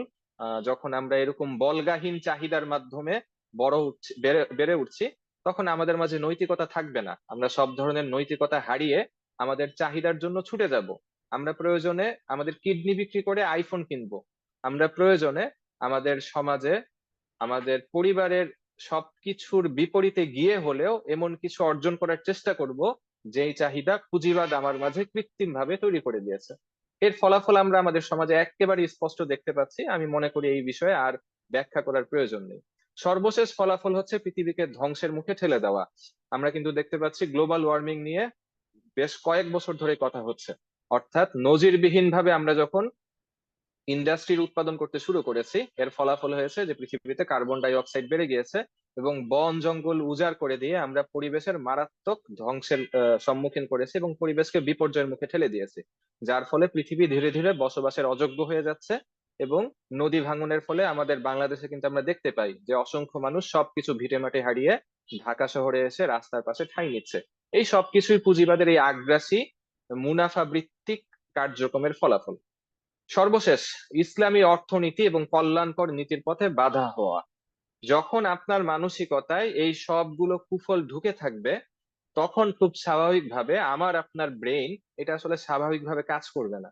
যেমন আমরা বললাম, আমাদের এখনকার সৌন্দর্যের স্ট্যান্ডার্ডে, বিশেষ করে পাশ্চাত্যের সৌন্দর্যের স্ট্যান্ডার্ডে পায়ের লোম শেভ করা এটাই হচ্ছে স্বাভাবিক নিয়ম। তো আমরা যেহেতু এখন সবকিছুকে নতুন ভাবে শিখছি, নতুন ভাবে কৃত্রিম ভাবে শিখছি, তার ফলে যেটা শাশ্বত জীবন বিধান ছিল, যেটা মানুষের জন্য প্রকৃত কল্যাণকর ছিল, সেগুলোকে আমাদের কাছে বোঝা মনে হবে। আমরা তখন সেই জিনিসগুলোকে আমাদের জীবনে বাস্তবায়ন করতে পারবো না, বা করতে গেলে প্রচন্ড বাধার সম্মুখীন হব নিজের ভিতর থেকে। আমার কাছে মনে হবে যে এটা আমি করতে গেলে আমার সবকিছুকে উল্টে পাল্টে তছনছ করে দিতে হচ্ছে, আমার জীবনের সবকিছুকে ছেড়ে দিতে হচ্ছে। কিন্তু বাস্তবতা তো এরকম নয়। তো ইসলামী অর্থনীতি এবং কল্যাণকর নীতির পথে বাধা হওয়া, এটার অন্যতম কারণ হচ্ছে এই পুঁজিবাদী মাইন্ডসেট। এর ফলাফল কি হয়েছে? মানুষ কি অনেক বেশি সন্তুষ্ট? কিছু মানুষ অনেক বেশি সন্তুষ্ট পুঁজিবাদের ফলে, কারণ তারা তাদের রাজত্ব চালিয়ে যেতে পারছে রাজা হওয়া ছাড়াই। অর্থাৎ যদিও তারা কাগজে কলমে রাজা না, স্টিল তারা পৃথিবীতে সবাইকে নিয়ন্ত্রণ করতে পারছে এই পুঁজিবাদী সিস্টেমের ফলে। বাকি অসংখ্য মানুষ ভুগছে, জুলুমের শিকার হচ্ছে, নির্যাতিত হচ্ছে, নিপীড়িত হচ্ছে। আর যারা এই বিষয়গুলো নিয়ে ভাবছেন, তারাও দুঃখিত হচ্ছেন। আমরা যদি ওয়ার্ল্ড ইকোনমিক ফোরাম সামিট 2008-এর তাদের যে চেয়ারম্যান ছিল ওয়ার্ল্ড ইকোনমিক ফোরাম, তাদের মন্তব্যটি দেখি, 2007-08-এ যখন পৃথিবীতে দ্বিতীয় বিশ্ব মন্দা দেখা দেয়, এটিও কিন্তু পুঁজিবাদের ফলাফল বা সুদ কেন্দ্রিক, রিবা কেন্দ্রিক সিস্টেমের একটি ফলাফল ছিল। উনি তখন কি মন্তব্য করেছিলেন? উনি বলেছিলেন, change or face the continued decline and misery. হয়তো আমাদেরকে পরিবর্তন করতে হবে আমাদের অর্থনৈতিক সিস্টেমকে, অথবা এই যে একটা ক্রমান্বয়ে আমরা একটা দুঃখ দুর্দশাগ্রস্ত পৃথিবী দেখতে যাচ্ছি, এটির অবস্থা ধীরে ধীরে আরো খারাপ হতে থাকবে এবং আমাদেরকে এটি মেনে নিতে হবে। আমরা যদি এটি মেনে নিতে না চাই, আমাদেরকে অবশ্যই পরিবর্তন করতে হবে। এই সিস্টেমের ভিতরে আমরা থাকতে পারবো না। 2010 সালে মুফতি তাকি ওসমানী হাফিজাহুল্লাহ ওয়ার্ল্ড ইকোনমিক ফোরাম সামিটে দাওয়াত পান এবং সেখানে তিনি ইসলাম ধর্মের অর্থনৈতিক দর্শন তুলে ধরেন। সেখানে তিনি এই পয়েন্টটাকে কোট করেন এবং তিনি বলেন, আপনি যে চেঞ্জের কথা বলছেন, যেই চেঞ্জ আপনি খুঁজে বেড়াচ্ছেন, এটি আমাদের কাছে অনেক আগের থেকেই আছে। সেটি হচ্ছে ইসলামী অর্থনীতি। দেখুন, আমি যদি তার কোটটি পড়ি, বর্তমান পরিস্থিতিতে অর্থনৈতিক পট পরিবর্তন অনিবার্য, তবে পরিবর্তন কোন পথে সাধিত হবে তা মানুষের কাছে স্পষ্ট নয়। আমাদের চোখে সেই পরিবর্তনের পথ হচ্ছে ইসলামী অর্থনীতি। এটি নতুন কোনো মত নয়, বরঞ্চ এটি পৃথিবীতে আরো 1500 বছর আগের থেকে মানুষকে কল্যাণের দিকে নিহিত করে যাচ্ছে, নির্দেশ করে যাচ্ছে। আমরা মাঝখানে কেবলমাত্র সেই সিস্টেম থেকে সরে এসেছি। সেই সিস্টেম থেকে সরে আসার ফলেই আমরা আজকে এই বিপর্যয়ের সম্মুখীন হয়েছি। এই বিপর্যয় থেকে যদি আমি বেঁচে উঠতে চাই, তাহলে আমার সামনে রাস্তা অজানা নয়, আমাকে নতুন কোনো রাস্তা খুঁজতে হবে না, বরঞ্চ সেই রাস্তায় আমাকে ফিরে আসতে হবে যে রাস্তা থেকে আমি সরে গিয়েছি। এটি হচ্ছে ইসলাম বা ইসলামী অর্থনীতি বা ইসলামী জীবন ব্যবস্থা। তো আমরা এতক্ষণ পর্যন্ত পুঁজিবাদের আলোচনা করেছি। আমরা সংক্ষেপে একটু সোশ্যালিজম দেখি। সোশ্যালিজমও পুঁজিবাদের মতো এটি আসলে নিছক কোনো অর্থনৈতিক মতবাদ নয়, এটিকেও একটি জীবন ব্যবস্থা বলা যায়। সোশ্যালিজমও পুঁজিবাদের মতো একক কোনো ব্যক্তির দর্শন নয়, এটি আসলে বিভিন্ন ব্যক্তির দর্শনের মাধ্যমে নানা সময়ে বিবর্তিত হয়েছে এবং সমাজতন্ত্রের অনেক ধারা উপধারা আছে এবং এই মাঝে মত মত মতভেদগুলোরও বিভিন্ন আমরা মতবাদগুলোর বিভিন্ন ধরন দেখেছি। তো আমরা এখানে শুধুমাত্র মার্ক্সবাদের যদি আলোচনা করি, মার্ক্সবাদের সূচনা হয়েছিল কার্ল মার্কসের মাধ্যমে। আহ তিনি প্রখ্যাত একজন জার্মান অর্থনীতিবিদ। 1818 সালে তার জন্ম এবং 1883 সালে তার মৃত্যু হয়। আচ্ছা, সোশ্যালিজমের জন্ম আসলে কোত্থেকে? আমরা যখন সামন্ত প্রথাকে পৃথিবী থেকে সরে যেতে দেখি, তখন পৃথিবীবাসী কিন্তু মনে করেছিল যে সামন্ত প্রথা চলে যাচ্ছে, এর মানে এখন মানুষের অধিকার এবং মানুষে মানুষে যেই সমতা সেটা প্রতিষ্ঠিত হবে। কিন্তু সেটা কিন্তু হলো না। সামন্ত প্রথা চলে যাওয়ার পরেও মানুষের মাঝে সমতা তৈরি হইল না, বরঞ্চ ধনী গরিবের বিভাজন এটা রয়েই গেল। বিশেষ করে পুঁজিবাদের ফলে এটা আগ্রাসী হারে বাড়তে থাকলো। তো যখন পুঁজিবাদের মাধ্যমে সমাজের সেই সমস্যা অর্থাৎ মানুষের শ্রেণী বিভেদ এটা নিরসন হলো না, তো তখন এটার প্রতিক্রিয়া স্বরূপ অর্থাৎ পুঁজিবাদের মাধ্যমে যেহেতু এটি করা যাচ্ছে না, অন্য কোনো একটি মতবাদের মাধ্যমে হলেও আমাদেরকে এই সমস্যাটি নিরসন করতে হবে, সমাজের সমতা নিয়ে আসতে হবে। তো সেই চিন্তা থেকেই মূলত সমাজতান্ত্রিক মতাদর্শের জন্ম হয়। এই কারণে আমরা বলতে পারি যে সমাজতন্ত্র হচ্ছে পুঁজিবাদের প্রতিক্রিয়ায় সৃষ্ট একটি মতবাদ। পুঁজিবাদের মতন এটিও একটি সামগ্রিক জীবন দর্শন যা নিয়ন্ত্রিত হয় শুধু মানুষের বিবেক বুদ্ধি দিয়ে। অর্থাৎ এখানে একেবারেই ধর্মনিরপেক্ষতাকে অনুসরণ করা হয়, ধর্মীয় কোনো বিধিবিধানের তোয়াক্কা এখানে করা হয় না। বরঞ্চ আমরা কার্ল মার্কসের বইয়ে দেখতে পাই, তিনি বলেছেন যে ধর্মশাস্ত্রের সমালোচনা হচ্ছে সকল সমালোচনা শাস্ত্রের মূল ভিত্তি। অর্থাৎ ধর্মের মূলে কুঠারাঘাত করতে হলে কুঠারাঘাত করা গেলেই যাবতীয় সমালোচনার দ্বার খুলবে। উনি ধর্মশাস্ত্রকে আজীবন সমালোচনার লক্ষ্যবস্তু বানিয়ে গিয়েছেন। আমরা যদি একটু পরিচয়টা দেখি, যে অর্থনৈতিক মতবাদ অনুযায়ী উৎপাদন যন্ত্র কেবল রাষ্ট্রীয় অধিকারে থাকে, যাতে ব্যক্তি মালিকানাকে সম্পূর্ণ অস্বীকার করা হয় এবং সামষ্টিক প্রয়োজন ও কল্যাণ যেখানে নিয়ন্ত্রিত হয় গুটি কতক রাষ্ট্রীয় কর্ণধারের দ্বারা, সর্বোপরি অর্থনৈতিক সকল কিছু নিয়ন্ত্রিত হয় স্বার্থবাদী রাষ্ট্রযন্ত্রের হাতে, তাকে সমাজতান্ত্রিক মতবাদ বলে। অনেক বড় সংজ্ঞা, টেক্সট বুকীয় সংজ্ঞা। আমরা যদি একটু সহজে বুঝি, পুঁজিবাদে আমরা একটা প্রান্তিকতা দেখেছি। সেটা কি? সেটা হচ্ছে পুঁজির মালিক যাবতীয় ক্ষমতার একচ্ছত্র মালিক, তাকে তৃতীয় কোনো পক্ষ নিয়ন্ত্রণ করতে পারবে না। অর্থাৎ ব্যক্তি মালিকানার নিরঙ্কুশ অধিকারকে সেখানে স্বীকার করা হয়েছে, এটা একটা প্রান্তিকতা। এখানে তৃতীয় কোনো পক্ষের নিয়ন্ত্রণকে সম্পূর্ণরূপে অস্বীকার করা হয়েছে। তো সমাজতান্ত্রিক দর্শনের প্রবক্তারা দেখলেন যে ব্যক্তি মালিকানার ফলে যেহেতু সমাজে সমস্যা তৈরি হচ্ছে, তো আমরা মাথাটাই কেটে ফেলি। যেহেতু মাথায় সমস্যা, মাথায় রাখা যাবে না, তো মাথা কেটে ফেললে কি হবে?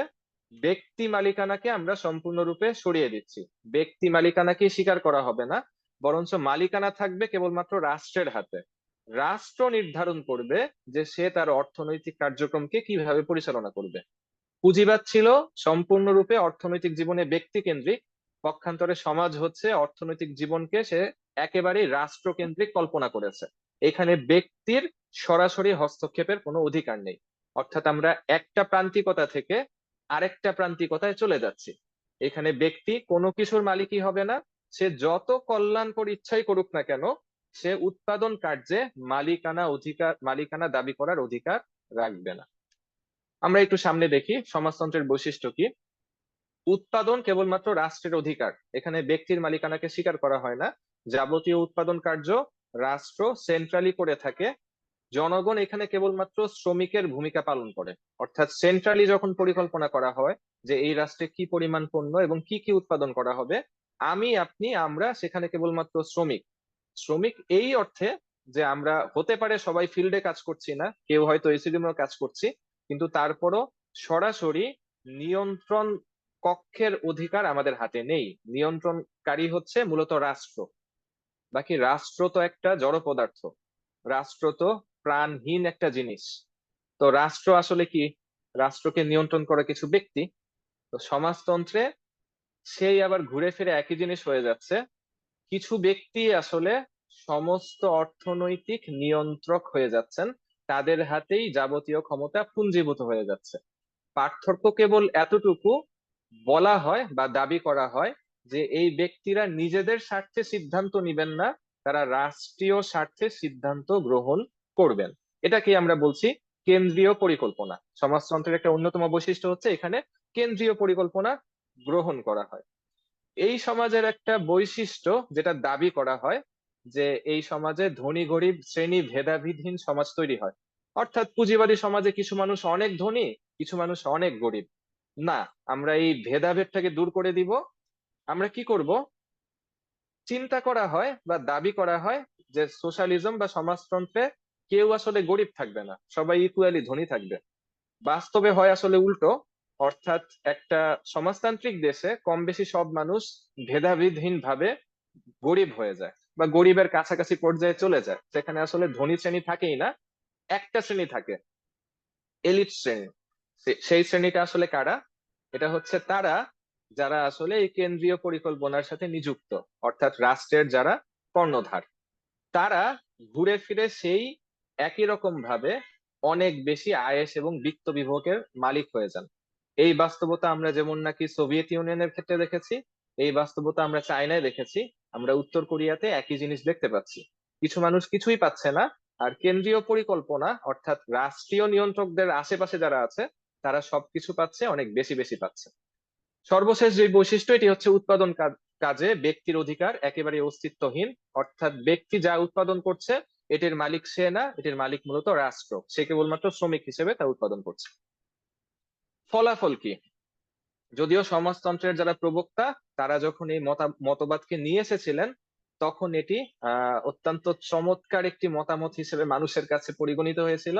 মানুষ এটিকে একটি অত্যন্ত আদর্শ বা আইডিয়াল চিন্তা মনে করেছিল।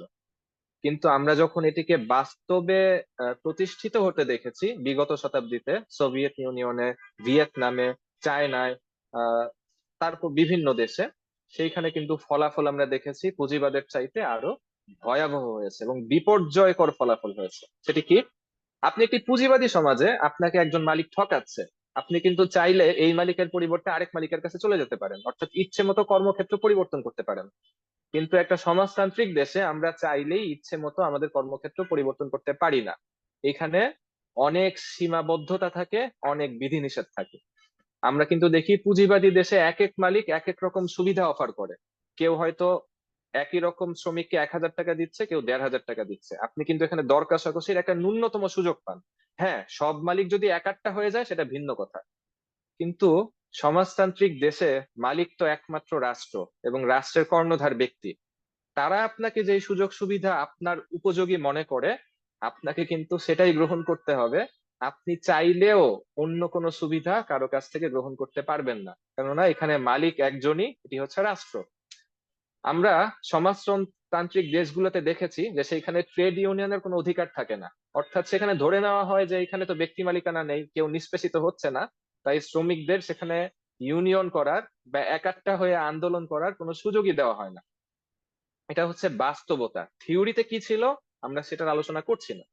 এরপরে রাষ্ট্র নামক পুঁজিপতির অধীনে থাকা লাগে। পুঁজিবাদী দেশে পুঁজিপতি হচ্ছে অনেকজন, আর সমাজতান্ত্রিক দেশে সেখানেও পুঁজিপতি আছে, সেখানেও একজন জালেম আছে, একজন নিষ্পেষণকারী আছে, কিন্তু সে হচ্ছে রাষ্ট্র। আমরা কিন্তু কম্বোডিয়ায় দেখেছি, যেখানে সমাজতান্ত্রিক ব্যবস্থা আসার পর রাতারাতি সেখানকার যে রাজধানী আছে সেখান থেকে সমস্ত মানুষকে একসাথে কৃষিকাজ করার জন্য জোর করে গ্রাম অঞ্চলে পাঠিয়ে দেওয়া হয়েছিল, এবং এর ফলে 10 লক্ষের অধিক মানুষ সেখানে মারা গিয়েছিল। আমরা ইতিহাসে এটাকে খেমারুজ শাসন হিসেবে জেনে থাকি। আচ্ছা, তারপরে হচ্ছে অতিরিক্ত পারিশ্রমিক লাভ করার উপায় নেই। আপনি এক কোম্পানি চেঞ্জ করে আরেক কোম্পানিতে যাবেন, আপনি একটা পদবি ছেড়ে আরেক জায়গায় গিয়ে আরো বেশি পদবিতে চাকরি নিবেন, এই সুযোগ কিন্তু সমাজতান্ত্রিক দেশে খুব একটা অ্যাভেলেবেল থাকে না।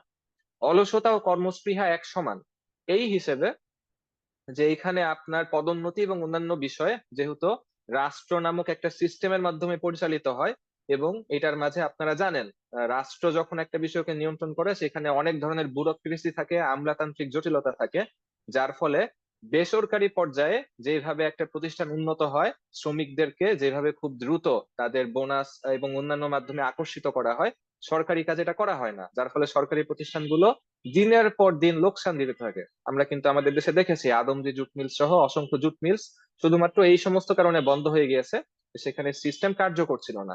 এমনকি বর্তমান সময়ে বাংলাদেশ বিমান, বাংলাদেশ রেলওয়ে, এগুলো কিন্তু প্রতি বছর হাজার হাজার কোটি টাকা লোকসান দিচ্ছে। পক্ষান্তরে একই ধরনের সার্ভিস যে সমস্ত বেসরকারি প্রতিষ্ঠান দিচ্ছে, তারা কিন্তু অনেক বেশি মুনাফা করছে এবং আকর্ষণীয় বেতন দিচ্ছে। তো এইখানে সাধারণত অলসতা এবং কর্মস্পৃহাকে এক সমান গণ্য করা হয়, বাস্তবে, থিওরিতে না। সাধারণত সমাজতান্ত্রিক দেশ বৈচিত্র্যহীন থাকে। এইখানে পুঁজিবাদের ঠিক বিপরীত চিত্র তৈরি হয়। পুঁজিবাদে বৈচিত্র্য তৈরি করতে করতে করতে যেটার প্রয়োজন নাই সেটাকেও কৃত্রিম ভাবে বৈচিত্র্য তৈরি করে দেওয়া হয়। আর পক্ষান্তরে সমাজতান্ত্রিক দেশে যতটুকু বৈচিত্র্য প্রয়োজন সেটাও কিন্তু আমরা খুঁজে পাই না। এর ফলাফল কি? ফলাফল হচ্ছে সেই দেশের অর্থনৈতিক কার্যক্রম ঠিকমতো গতিশীল হওয়ার পরিবর্তে আরো ধসে যায়। আমরা কিন্তু দেখেছি সোভিয়েত ইউনিয়ন পতনের পিছনে অন্যতম একটি কারণ হচ্ছে তার অর্থনৈতিক দুর্দশা। এবং যখনই সোভিয়েত ইউনিয়ন ভেঙে আধুনিক রাশিয়া গঠিত হয়, তার উৎপাদন কার্য কিন্তু আগের মতো হারে ফিরে আসে। অর্থাৎ সমাজতান্ত্রিক অবস্থায় সে যে পরিমাণ উৎপাদন হ্রাসের সম্মুখীন হয়েছিল, পরবর্তীকালে সে এই সমস্যা কাটিয়ে উঠতে সক্ষম হয়। তো বর্তমান সময়ে সমাজতন্ত্র যে একটি অসার মতামত, এটি পৃথিবীর সবাই কম বেশি বুঝে গিয়েছেন, এবং নতুন করে আর কোনো দেশে হয়তো সমাজতান্ত্রিক মতবাদ প্রতিষ্ঠিত হওয়ার সম্ভাবনা প্রায় নেই বললেই চলে। তো তারপরও যদি আমরা সোভিয়েত ইউনিয়নের সাবেক প্রেসিডেন্ট বরিস ইয়েলসিনের মন্তব্য এখানে দেখি, উনি বলেছিলেন, tragedy for our people and it was too bad it happened on our territory, it would have been better if had happened in some smaller country. অর্থাৎ এই যে সমাজতান্ত্রিক মতবাদ, এটা যে আমাদের দেশে হয়েছিল এবং আমাদের দেশের মানুষের জন্য একটা দুঃখ দুর্দশা নিয়ে এসেছিল, এটা একটা ট্র্যাজেডি এবং একটা অত্যন্ত দুঃখজনক ঘটনা। অর্থাৎ আমাদের দেশকে গিনিপিগ বানানো হয়েছিল সমাজতান্ত্রিক মতবাদ আসলে কতটুকু কার্যকর এটা পরীক্ষা করে দেখার জন্য। তো সোভিয়েত ইউনিয়নের মতো এত বড় একটা দেশকে গিনিপিগ না বানিয়ে যদি অন্য কোনো ছোট্ট দেশকে আগে গিনিপিগ বানিয়ে দেখা হইতো যে সমাজতন্ত্র আসলেই কাজ করে নাকি কাজ করে না, তাহলেই মনে হয় ভালো হইতো। এটা হচ্ছে ওনার উপলব্ধি। আমরা চলে আসি ইসলামে। ইসলামের অর্থনৈতিক মতবাদ এটি আসলে কোনো বিচ্ছিন্ন মতবাদ নয়, বরঞ্চ এটি আল্লাহ রসুল সাল্লাল্লাহু আলাইহি সাল্লামের উপর যখন সর্বপ্রথম ইকরা বিসমি রাব্বিকাল্লাযী খালাক অর্থাৎ পবিত্র কোরআনের প্রথম আয়াত নাজিল হয়, তখন থেকেই আসলে ইসলামের যাবতীয় মতামতের পাশাপাশি ইসলামের অর্থনৈতিক মতবাদেরও সূচনা ঘটে। কেননা ইসলাম হচ্ছে একটি সামগ্রিক জীবন দর্শন এবং অর্থনৈতিক অনুষঙ্গ তার অন্যান্য সকল সেক্টরের সাথে মিলেমিশে এখানে থাকে। অর্থাৎ আপনি কেবলমাত্র অর্থনৈতিক জীবনে এক ধরনের মানসিকতা লালন করবেন আর আপনার পরিবারের মাঝে গিয়ে আরেক ধরনের মানসিকতা লালন করবেন, ইসলাম কিন্তু আমাদেরকে এমন শিক্ষা দেয় না। বরঞ্চ ইসলাম আমাদেরকে এমন একটা মাইন্ড সেট আপ গড়ে তুলতে সাহায্য করে, যেটা আমার ব্যক্তিগত ক্ষেত্রে, পারিবারিক ক্ষেত্রে, সামাজিক ক্ষেত্রে, আমার অর্থনৈতিক জীবনে সব ক্ষেত্রে আমাকে একই ধরনের সহমর্মিতামূলক, ভ্রাতৃত্বমূলক এবং কল্যাণমূলক সিদ্ধান্ত তৈরিতে আমাকে গড়ে তোলে। আমাকে সে সবসময় শিখায় নিজের স্বার্থকে পিছে রেখে ব্যক্তি স্বার্থকে কোরবানি দিয়ে সামষ্টিক স্বার্থকে অধিক গুরুত্ব দিতে। ইসলাম সবসময় আমাকে শিখায় আমি নিজে না খেয়ে যেন আমার পরিবারের মুখে লোকমা তুলে দেই। আমি যদি আমার পরিবারের মুখে লোকমা তুলে দেই, তাহলে সেটা আমার ব্যক্তি স্বার্থের বিপরীত নয়, বরঞ্চ সেটি আমার জন্য সাদাকা। ইসলাম আমাদেরকে শিখায় যুদ্ধের ময়দানে যখন সাহাবীদের প্রাণ ওষ্ঠাগত, মানুষ মৃত্যুর মুখে সম্মুখীন হচ্ছে, তখন আমরা দেখতে পাচ্ছি এক ব্যক্তি অপর ব্যক্তি তার দিকে ইশারা করছে যে আমাকে পানি পান না করিয়ে তাকে পানি পান করান। এই যে সহমর্মিতার এই দৃষ্টান্ত, এটা কিন্তু শুধু জিহাদের ময়দানে নয়, এটা আমরা দেখেছি পরিবারের মাঝে, সমাজের মাঝে, এটা আমরা দেখেছি বাজারে, মার্কেটে, হাট বাজারে। যার ফলে এমন একটা সময় এসেছিল যখন ওমর বিন আব্দুল আজিজের সময় জাকাতের অর্থ নিয়ে মুসলমানরা হন্য হয়ে ঘুরে ফিরেছেন, কিন্তু জাকাত নেওয়ার উপযুক্ত ব্যক্তিকে পাওয়া যায়নি। এটি তখনই হয়েছে যখন সামগ্রিক জীবন দর্শন হিসেবে ইসলামকে আমরা প্রতিষ্ঠিত করতে পেরেছিলাম। তো আমরা যদি ইসলামী অর্থ ব্যবস্থার কিছু বৈশিষ্ট্য দেখি, ইসলামী অর্থ ব্যবস্থা যেটি আল্লাহ রসুল সাল্লাল্লাহু আলাইহি সাল্লামের যুগ থেকেই চলে আসছে, নতুন কোনো অর্থ ব্যবস্থা বা নতুন কোনো মতবাদ নয়, বরঞ্চ কোরআন হাদিসের যে মূলনীতি বা কোরআন হাদিসের যে দর্শন, সেটাকেই কিন্তু আমরা ইসলামী অর্থ ব্যবস্থার নামে তুলে ধরছি। অর্থাৎ আমাদের অর্থনৈতিক জীবন সম্পর্কে আল্লাহ তাআলার যে সমস্ত আয়াত আছে, আল্লাহ রসুলের যে হাদিস আছে, সাহাবীদের যে সমস্ত কাজকর্ম আছে, সেগুলোকে কিন্তু আমরা নতুন শিরোনাম দিয়ে কেবলমাত্র ইসলামী অর্থ ব্যবস্থা হিসেবে তুলে ধরছি। এটি এমন কোনো জিনিস নয় যেটি পরবর্তী সময়ে উদ্ভাবন করা হয়েছে, বরঞ্চ এটি সেই জিনিস যেটি ওয়াহি হিসেবে আল্লাহ রসুল সাল্লাল্লাহু আলাইহি সাল্লামের উপরে এসেছে এবং তিনি তার জীবনে এটি বাস্তবায়ন করে দেখিয়ে গিয়েছেন। তো দেখুন, ইসলামের দৃষ্টিতে সম্পদ এবং অর্থনীতি এটা কেবলমাত্র উপায়, এটা কখনোই জীবনের লক্ষ্য নয়। মুনাফা কামানো অথবা সম্পদ কামানো, এটা জীবন চালানোর পথে একটা মাধ্যম, এটা কখনোই জীবনের মূল টার্গেট হতে পারে না। বরঞ্চ আমার টার্গেট অন্য একটা, সেই টার্গেট পর্যন্ত পৌঁছাতে সম্পদ আমাকে সাহায্য করবে কেবল। কিন্তু পুঁজিবাদী সিস্টেমে কিন্তু আমরা একটা ভিন্ন জিনিস দেখে এসেছি। ইসলামী অর্থ ব্যবস্থার একটা অন্যতম মূলনীতি হচ্ছে রাজ্জাক বা রিজিক দাতা হচ্ছেন একমাত্র আল্লাহ সুবহানাহু ওয়া তাআলা। সম্পদের প্রকৃত মালিক আল্লাহ সুবহানাহু ওয়া তাআলা। অর্থাৎ আমি যে সম্পদের মালিক, এখানে ইসলাম যদিও ব্যক্তি মালিকানাকে স্বীকার করে, সামনের আলোচনা আসবে, কিন্তু এর প্রকৃত মালিক আমি না, বরঞ্চ প্রকৃত মালিক হচ্ছেন আল্লাহ সুবহানাহু ওয়া তাআলা। সম্পদে মানুষের মালিকানা প্রতিনিধিত্বমূলক এবং শরিয়া দ্বারা নিয়ন্ত্রিত। পুঁজিবাদী সিস্টেমে ব্যক্তি মালিকানাকে বল্গাহীন ভাবে স্বীকার করা হয়েছে, আর সমাজতান্ত্রিক সিস্টেমে মানুষের মালিকানাকে পুরোপুরি অস্বীকার করা হয়েছে। একটা হচ্ছে প্রান্তিকতা এদিকে, আরেকটা প্রান্তিকতা এদিকে। ইসলাম হচ্ছে মাঝামাঝি, অর্থাৎ ব্যক্তির মালিকানা আছে কিন্তু এখানে যথেচ্ছা অধিকার নেই, বরঞ্চ ব্যক্তি তার মালিকানায় কি কি করতে পারবেন কি কি করতে পারবেন না এটি আল্লাহর আইন দ্বারা নিয়ন্ত্রিত হয়। আর আল্লাহ তাআলা যেহেতু হাকিম, প্রজ্ঞাময়, উনি জানেন যে মানুষের জন্য কোন বিধান সবচাইতে বেশি প্রজ্ঞার কাজ হবে, সবচাইতে বেশি কল্যাণকর হবে। তাই ইসলামের বিধানগুলোকে কিন্তু ওইভাবে কল্যাণকর জিনিসের দ্বারাই সাজানো হয়েছে। ইসলামী অর্থ ব্যবস্থার একটা অন্যতম বৈশিষ্ট্য হচ্ছে ব্যক্তি স্বার্থের উপরে এখানে সামষ্টিক স্বার্থকে প্রাধান্য দেওয়া হয়। সব সময় বলা হয় এই গোটা উম্মাহ হচ্ছে একটি দেহের মতো, উম্মার একটি অংশ যদি কষ্ট পায় অপর অংশ কিন্তু কষ্ট পাবে। এটা শুধুমাত্র যুদ্ধের ক্ষেত্রে নয়, বরঞ্চ সব ক্ষেত্রে, অর্থনৈতিক ক্ষেত্র সহ শুরু করে সমস্ত বিষয় আমরা কিন্তু দেখি ব্যক্তিকে সব সময় সামষ্টিক স্বার্থের উপরে নিজেকে কোরবানি করতে উদ্বুদ্ধ করা হয়। যেমন আমার প্রতিবেশী যদি অভুক্ত থাকে তাহলে তাকে খাওয়ানো আমার দায়িত্ব। আমি যদি রাষ্ট্রের ক্ষমতাসীন হই তাহলে আমার এই রাষ্ট্রের অধীনে একটা কুকুরও যদি অভুক্ত থাকে এটার দায়িত্ব কিন্তু আমার। এই মর্মে কিন্তু আমরা হযরত ওমরকে দ্ব্যর্থহীন কণ্ঠে ঘোষণা দিতে দেখি। এটা কোথা থেকে এসেছে? এটা কিন্তু ব্যক্তি ওমরের বক্তব্য না, এটাই হচ্ছে সেই জীবন বিধানের ফলাফল যেটা ইসলাম আমাদেরকে শিখিয়েছে। দেখুন, ইসলামী অর্থ ব্যবস্থার একটা অন্যতম বৈশিষ্ট্য হচ্ছে মুনাফা এবং ঝুঁকি এটা সবসময় এক সমান্তরালে থাকবে, এটা সামনে আসছে। সর্বশেষ, বিনিয়োগ হবে সম্পদ ভিত্তিক, ঋণ ভিত্তিক নয়। অর্থাৎ পুঁজিবাদী সিস্টেম বা সমাজতান্ত্রিক সিস্টেমে যেটা আমরা দেখি, বিনিয়োগ হয় ঋণ ভিত্তিক, সুদ সেখানে অন্যতম একটা মূল নিয়ামক হিসেবে কাজ করে। ইসলাম কিন্তু ঋণ ভিত্তিক বিনিয়োগকে একেবারেই নাকচ করে দিয়েছে। বর্তমান ওয়ার্ল্ড সিস্টেমের যদি আমরা তাকাই, আমরা যেমনটি বলেছি পৃথিবীতে আসলে বর্তমানে একেবারে সোশ্যালিস্ট কান্ট্রি বলতে গেলে নেই, একেবারে হুবহু। হ্যাঁ, তবে সোশ্যালিস্ট লিনিং কান্ট্রি আছে যেটা সমাজতান্ত্রিক মতবাদের কাছাকাছি। এইখানে যদি আমরা দেশগুলোর ভিতরে দেখি, নর্থ কোরিয়া হচ্ছে এটা সবচেয়ে কাছাকাছি, বা উত্তর কোরিয়া।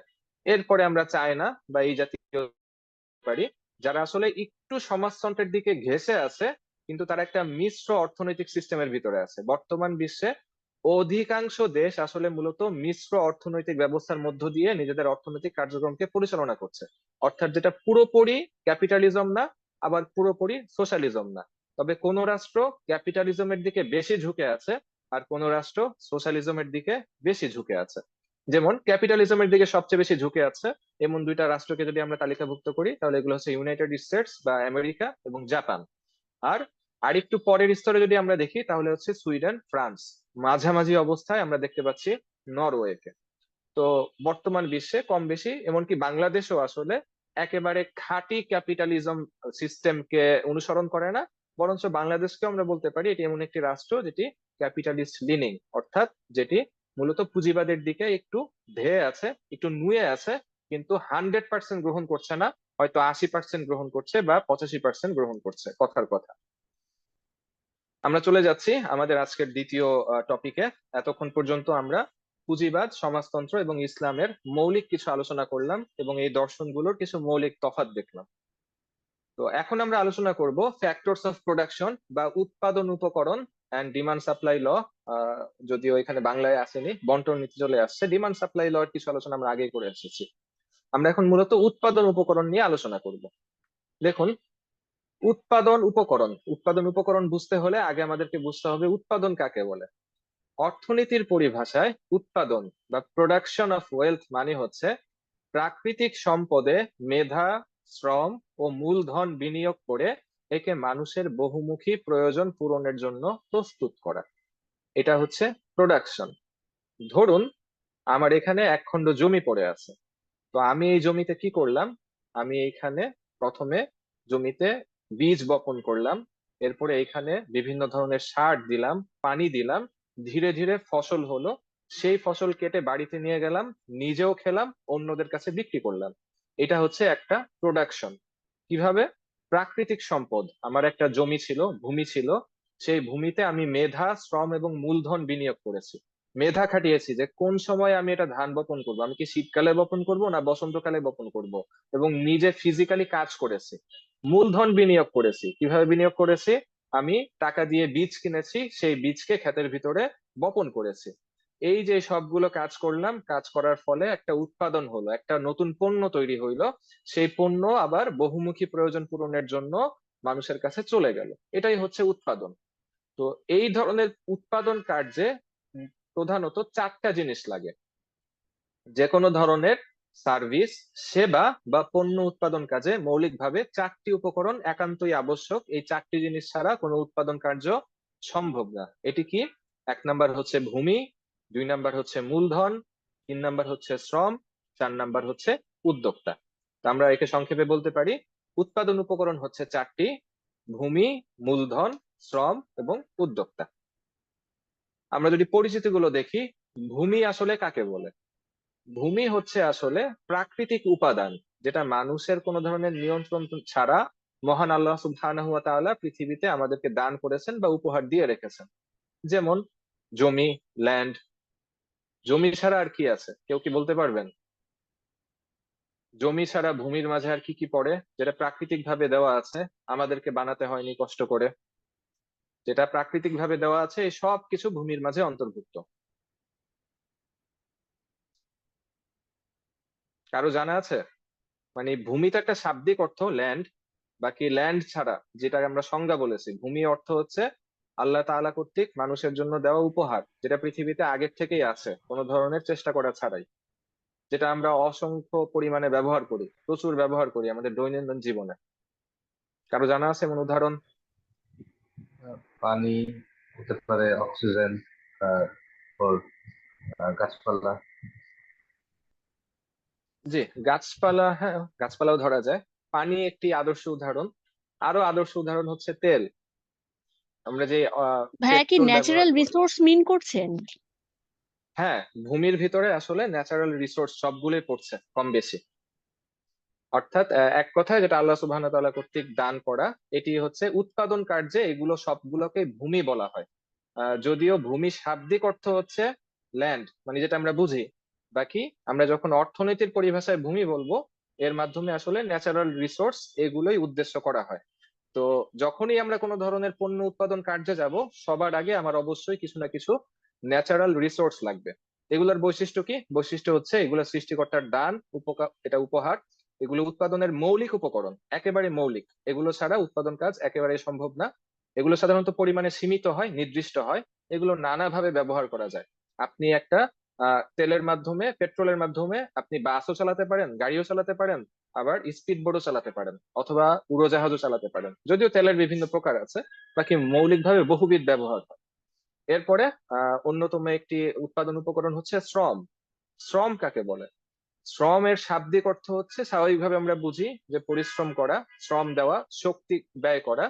বাকি এটা শুধুমাত্র শারীরিক শ্রম নয়, বরঞ্চ শারীরিক এবং মানসিক উভয় শ্রম অর্থনীতির পরিভাষায় এই শ্রমের অন্তর্ভুক্ত।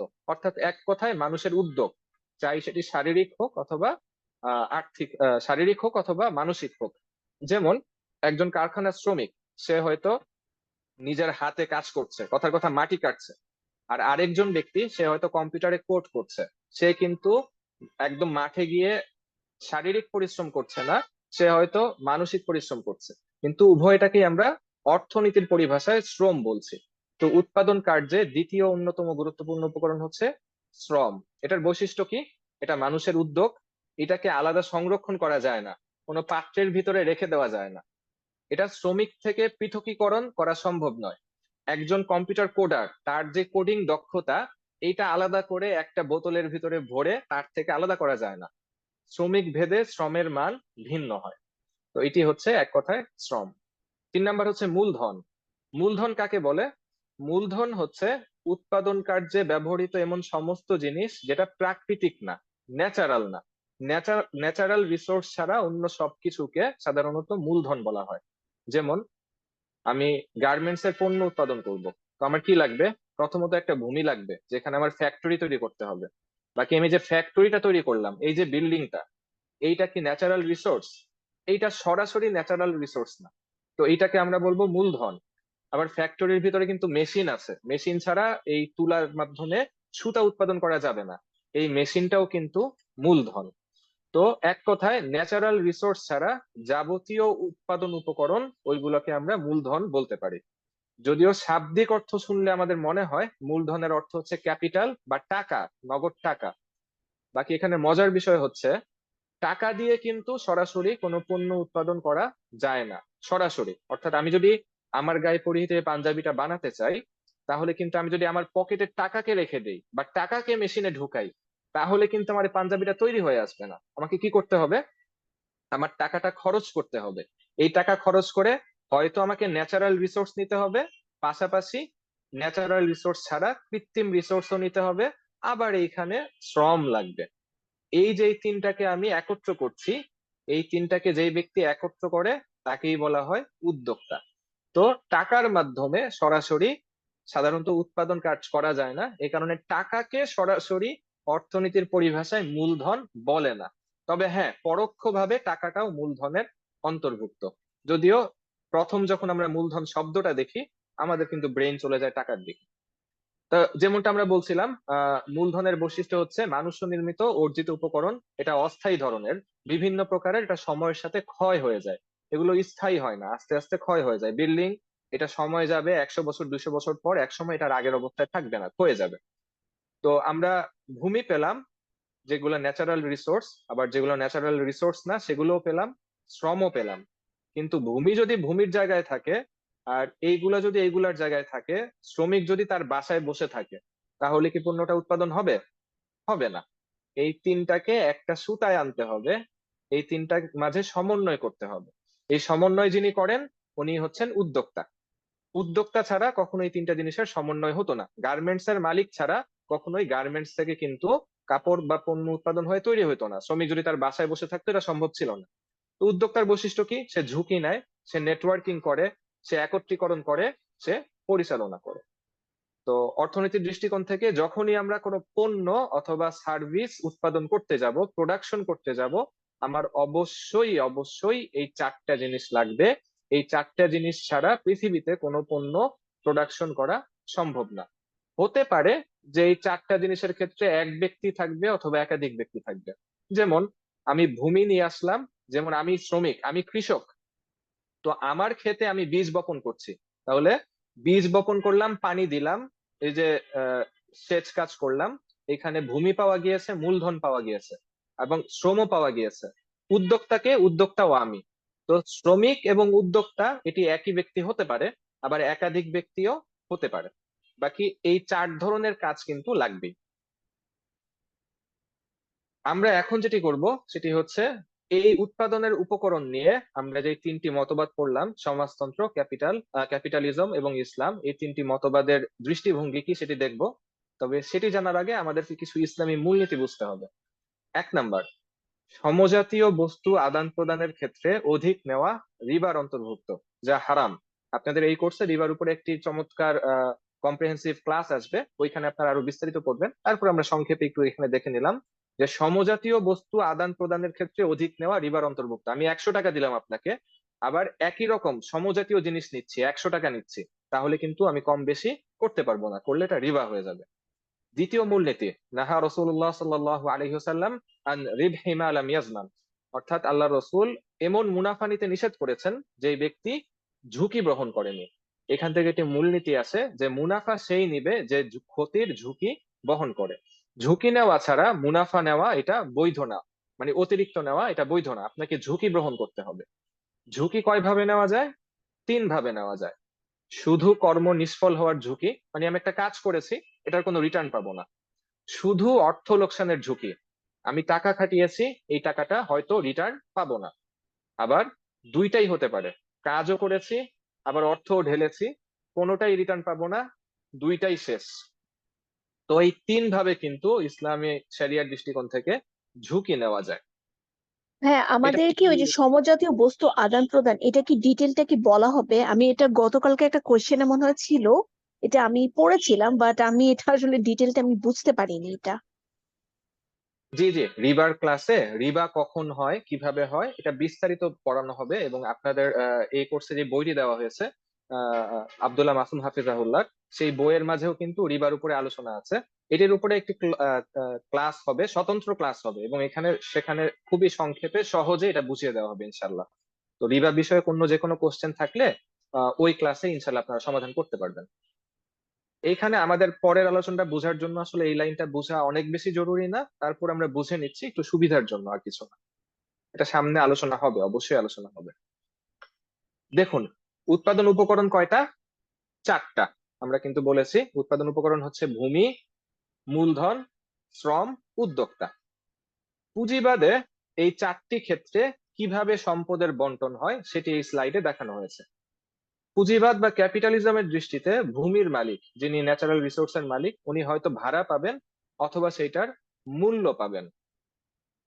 এবং মূলধন যিনি দিচ্ছেন তিনি সাধারণত সুদ পাবেন, যিনি মূলধন প্রদান করছেন, মূলধনের ব্যবস্থা করে দিচ্ছেন, যার মাধ্যমে আপনি মূলধন অর্থাৎ ন্যাচারাল রিসোর্সের বাহিরে অন্যান্য যে আইটেম আপনার লাগবে সেগুলো যার বরাতে আপনি নিয়ে আসছেন। সাধারণত পুঁজিবাদী সিস্টেমে যেই ব্যক্তি এটা প্রোভাইড করে তাকে সুদ প্রদান করা হয়। সাধারণত আমাদের অর্থনৈতিক ব্যবস্থায় এই জিনিস প্রোভাইড করে সবচেয়ে বেশি ব্যাংক। এই কারণে কিন্তু আমরা দেখি ধর্মনিরপেক্ষতা, পুঁজিবাদ এবং আধুনিক ব্যাংকিং এই সবগুলোই কাছাকাছি সময়ে তৈরি হয়েছে, কারণ এই সবগুলো একটা আরেকটার সাথে কিন্তু এটার যোগসূত্র আছে। তো ব্যাংক সাধারণত কিন্তু সবচেয়ে বেশি আমাদের পৃথিবীতে মূলধন জাতীয় জিনিস প্রোভাইড করে, অর্থাৎ ব্যাংকের কাছ থেকে আমরা ফিনান্সিং গ্রহণ করি, এরপরে কলকারখানায় আমরা মেশিনারিজ অন্যান্য জিনিস স্থাপন করি। তো পুঁজিবাদী সিস্টেমে এখানে যে ব্যক্তি এগুলো প্রোভাইড করে তাকে সুদ দেওয়া হয়। এই ব্যক্তি কোনো ধরনের ঝুঁকি বহন করেন না, উনি নিরেট মূলধন প্রোভাইড করেন, বিপরীতে এক্সট্রা সহ ফেরত নিয়ে যান। আর যে শ্রমিক আছে সে কি পায়? সে মজুরি পায়। বাকি তার এই মজুরি ন্যায্য কি ন্যায্য না, এই ক্ষেত্রে পুঁজিবাদের ক্লাসিক্যাল ধারণা অনুযায়ী রাষ্ট্র এখানে কোনো হস্তক্ষেপ করতে পারবে না। চাহিদা এবং যোগান নীতির ভিত্তিতে মজুরি ন্যায্য না ন্যায্য এটা ওই যে ইনভিজিবল হ্যান্ড সেটা অটোমেটিক ঠিক করে দিবে। যেটা একটা ইউটোপিয়ান চিন্তা, যেটা একটা অতি আদর্শ চিন্তা, যেটা কখনোই বাস্তবায়ন হওয়া সম্ভব না। সর্বশেষ উদ্যোক্তা সে কি পায়? সে পায় হচ্ছে লাভ, মুনাফা। তাহলে এর ফলাফল কি? ফলাফল হচ্ছে দিন শেষে এখানে সবচেয়ে বেশি নিষ্পেষিত হয় এই অংশটা, শ্রমিক। তাদেরকে যদি উদ্যোক্তা এবং মূলধনদাতা এরা মিলে ঠকিয়ে দিতে চায়, সাধারণত মূলধনদাতার এখানে কোনো হস্তক্ষেপ থাকে না, উদ্যোক্তার সবচেয়ে বেশি হস্তক্ষেপ থাকে। সে যদি তাকে ঠকিয়ে দিতে চায় বা নিষ্পেষিত করতে চায়, এইখানে তার আর অন্য কোনো অধিকার নেই, তার আসলে এখানে কোনো সমাধান নেই। বরঞ্চ পুঁজিবাদী মাইন্ডসেট আপ একজন উদ্যোক্তাকে এমন ভাবে তৈরি করবে, সে তার প্রফিট ম্যাক্সিমাইজ করতে গিয়ে তাকে ঠকানোর জন্যই দিনরাত চেষ্টা করবে। এটাই তার জীবনের লক্ষ্য হয়ে যাবে, কারণ তার তো আরো বেশি মুনাফা দরকার। আর ভূমির মালিক সে ভাড়া দিয়ে দিবে, মূল্য দিয়ে দিবে, কিন্তু উদ্যোক্তা কি করবে? যেহেতু সেটা একচ্ছত্র মালিক, সেই ন্যাচারাল রিসোর্সকে যথেচ্ছা ব্যবহার করবে। সে প্রয়োজনে অ্যামাজনের জঙ্গলকে উজাড় করে দিবে। আমরা বাংলাদেশে দেখি সিলেটের টিলা এগুলো উজাড় করে দেওয়া হচ্ছে, প্রাকৃতিক প্রাণীর যে বিচরণ ক্ষেত্র এগুলো ধ্বংস করে দেওয়া হচ্ছে, এবং ধীরে ধীরে পরিবেশ বিপর্যয় হচ্ছে। উদ্যোক্তা এই জায়গাতেও তার একক ক্ষমতার মাধ্যমে পরিবেশের বিপর্যয় ঘটাবে এবং ন্যাচারাল রিসোর্সকে আস্তে আস্তে শেষ করে ফেলবে একক মুনাফার জন্য। আর মূলধনদাতা কি করবে? এই ব্যক্তির মাথায় ইতিমধ্যে অনেক তেল আছে, অর্থাৎ তার কাছে প্রচুর টাকা আছে, সে আরো বেশি টাকার মালিক হতে থাকবে, সে আঙ্গুল ফুলে কলা গাছ হতে থাকবে। এই ব্যক্তি হচ্ছে ক্যাপিটালিস্ট সিস্টেমের সবচাইতে সুবিধাজনক অবস্থানে থাকে। সে কখনোই কোনো ধরনের ঝুঁকি নেয় না। ঝুঁকি নেয় হচ্ছে এই ব্যক্তি। মূলধন দাতার পরে পরবর্তীতে কেউ যদি সমস্যায় থাকে পুঁজিবাদী সিস্টেমে, সে হচ্ছে উদ্যোক্তা। আর শ্রমিক সে সাধারণত সবচাইতে নিষ্পেষিত হয় পুঁজিবাদী সিস্টেমে। ভূমির মালিকও তুলনামূলক সেফ জোনে থাকে, এই হিসেবে যে সে আসলে এই পুরা সিস্টেমের সাথে জড়িত না, সে তাকে বিক্রি করে দিয়েই পগার পালিয়ে গিয়েছে। এখন আমরা দেখি সমাজতন্ত্রে কি হয়। আমরা বলেছি সমাজতন্ত্রে আসলে সমস্ত মানুষ সবাই সমানভাবে শ্রমিক। এখানে রাষ্ট্র একা হচ্ছে, রাষ্ট্রই ভূমির মালিক, রাষ্ট্রই মূলধনদাতা, রাষ্ট্রই হচ্ছে উদ্যোক্তা। ব্যক্তি ভূমির মালিকও হইতে পারবে না, ব্যক্তি মূলধনও প্রোভাইড করতে পারবে না, সে উদ্যোক্তাও হতে পারবে না। তাহলে ব্যক্তি কি হবে? ব্যক্তি হবে শ্রমিক। তো পুঁজিবাদী দেশে ভূমির যেই ভাড়া বা ভূমির থেকে যেই আসা টাকা, মূলধন প্রোভাইড করার যেই টাকা এবং উদ্যোক্তার যেই মুনাফা, এটা এককভাবে রাষ্ট্র পায়। আর বাকি গোটা দেশের জনগণ বা শ্রমিক সে কি পায়? সে শুধুমাত্র মজুরি পায়। এখানে আপত্তি তোলা যাইতে পারে যে রাষ্ট্রের যেই টাকা, এটা তো আবার সে মানুষকে ইকুয়ালি ভাগ করে দিবে, তাদের জন্য ন্যায্যভাবে বন্টন করে দিবে। কিন্তু আমরা কিন্তু বাস্তবে দেখেছি সবসময় এটার উল্টোটা হয়। অর্থাৎ রাষ্ট্রের যে কর্ণধার আছে, তারা তাদের ক্ষমতাকে এখানে অপব্যবহার করে, যার ফলে সমাজতান্ত্রিক সিস্টেমে সেই একই জিনিস হয় যেটা পুঁজিবাদী সিস্টেমে হয়, অর্থাৎ মানুষ নিষ্পেষিত হয়। বরঞ্চ আমরা আগের স্লাইড গুলোতে দেখে এসেছি পুঁজিবাদী সিস্টেমে জুলুমটাকে কিছুটা কমানো যায়, কিন্তু সমাজতান্ত্রিক সিস্টেমে আপনি আজীবন যেই দাস হিসেবে আছেন, সেখান থেকে মুক্তির আর কোনো পথ নেই। অর্থাৎ বৈচিত্র্যহীন একটা সমাজ, যেখানে আপনি সবসময় একটা একঘেয়েমির ভিতরেই থাকতে বাধ্য, নচেত রাষ্ট্র আপনাকে নাগরিক হিসেবে স্বীকারই করবে না। আমরা দেখি ইসলাম আসলে এখানে কিভাবে সম্পদ বন্টন করেছে। দেখুন, ইসলাম এই ক্ষেত্রে সমাজতন্ত্রের তুলনায় পুঁজিবাদের কাছাকাছি। আমি বলছি না দুইটা হুবহু মিল, এখান থেকে আবার ভুল বুঝবেন না। এটা এই কারণে ইসলাম ব্যক্তি মালিকানাকে স্বীকার করে, যেটা পুঁজিবাদও করে। তো ইসলাম অনুযায়ী ভূমির মালিক কি পাবে? সে ভাড়া পাবে বা মূল্য পাবে। শ্রমিক কি পাবে? মজুরি পাবে। উদ্যোক্তা সে কি পাবে? মুনাফা পাবে। কিন্তু মূলধনদাতা কি পাবে? এই জায়গাতে পুঁজিবাদের সাথে ইসলামের একটা তফাৎ আছে। সেটা কি? মূলধনদাতা সে আসলে কিভাবে মূলধন প্রোভাইড করছে এটা দেখতে হবে। সে যদি শুধুমাত্র ঋণ দিয়ে থাকে, তাহলে সে ঋণটাই ফেরত পাবে, এক্সট্রা কিছু পাবে না। আর সে যদি এখানে ঋণ না দিয়ে বিনিয়োগ করে, অর্থাৎ ঝুঁকি গ্রহণ করে, তাহলে উদ্যোক্তা আর সে, এই দুইটা আসলে একই ক্যাটাগরির হয়ে যাবে। অর্থাৎ সে হবে প্রাইমারি উদ্যোক্তা আর সে হবে সেকেন্ডারি উদ্যোক্তা। কেননা তারা দুইজন মিলেই কিন্তু এই যে এই প্রোডাকশনটা সাকসেসফুল হলে তারা উপকার পাবে, প্রফিট পাবে। আর এই প্রোডাকশন যদি লোকসান হয়ে যায়, তারা দুইজনে কিন্তু ক্ষতিগ্রস্ত হবে। তাহলে বলা যায় ইসলামিক দৃষ্টিকোণে আসলে মূলধন দাতা এটা আলাদা কোনো উপকরণ না, বরঞ্চ ইসলামের দৃষ্টিতে আমরা বলতে পারি উৎপাদনের উপকরণ হচ্ছে মৌলিকভাবে তিনটা: ভূমি, শ্রমিক, উদ্যোক্তা। মানে মূলধন দাতা হিসেবে এখানে কেউ নেই।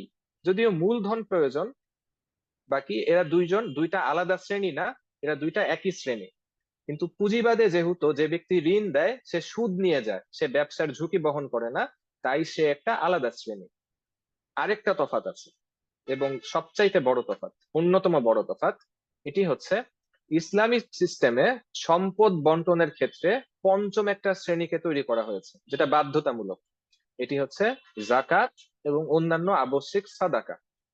অর্থাৎ পুঁজিবাদী সিস্টেমে রাষ্ট্রীয় আইন অনুযায়ী এই চার শ্রেণীর বাইরে আর কেউ নেই। আপনি যদি কাউকে চ্যারিটি করেন, এটা পুঁজিবাদী সিস্টেমের দর্শন না, এটা আপনার নিজের ইচ্ছা। সমাজতন্ত্রে একই কথা, কিন্তু ইসলামে কিন্তু এইটা আপনার অপশন রাখা হয়নি, এটি বাই ডিফল্ট বাধ্যতামূলক। বরঞ্চ পবিত্র কোরআনে বলা হয়েছে বিসমিল্লাহির রহমানির রহিম, ওয়াফি আমওয়ালিহিম হাক্কুন লিসসাইলি ওয়াল মাহরুম। অর্থাৎ যারা সম্পদের মালিক, তাদের সম্পদে বঞ্চিত মানুষদের অধিকার রয়েছে। এখানে বঞ্চিত মানুষদের অধিকার বলা হয়েছে। আপনি একজন বঞ্চিত মানুষকে আপনার সম্পদের একটি অংশ দিবেন, এটি করুণা না, এইটা সমাজের সেই বঞ্চিত মানুষদের অধিকার। এই যে একটা পঞ্চম শ্রেণী, এটি ইসলাম একমাত্র তৈরি করেছে। অন্য কোনো অর্থনৈতিক মতবাদে আমরা এই শ্রেণীকে তৈরি হইতে দেখি না, বাধ্যতামূলক বাই ডিফল্ট বা দার্শনিক দৃষ্টিকোণ থেকে তৈরি হতে দেখি না। এর ফলে কি হয়েছে?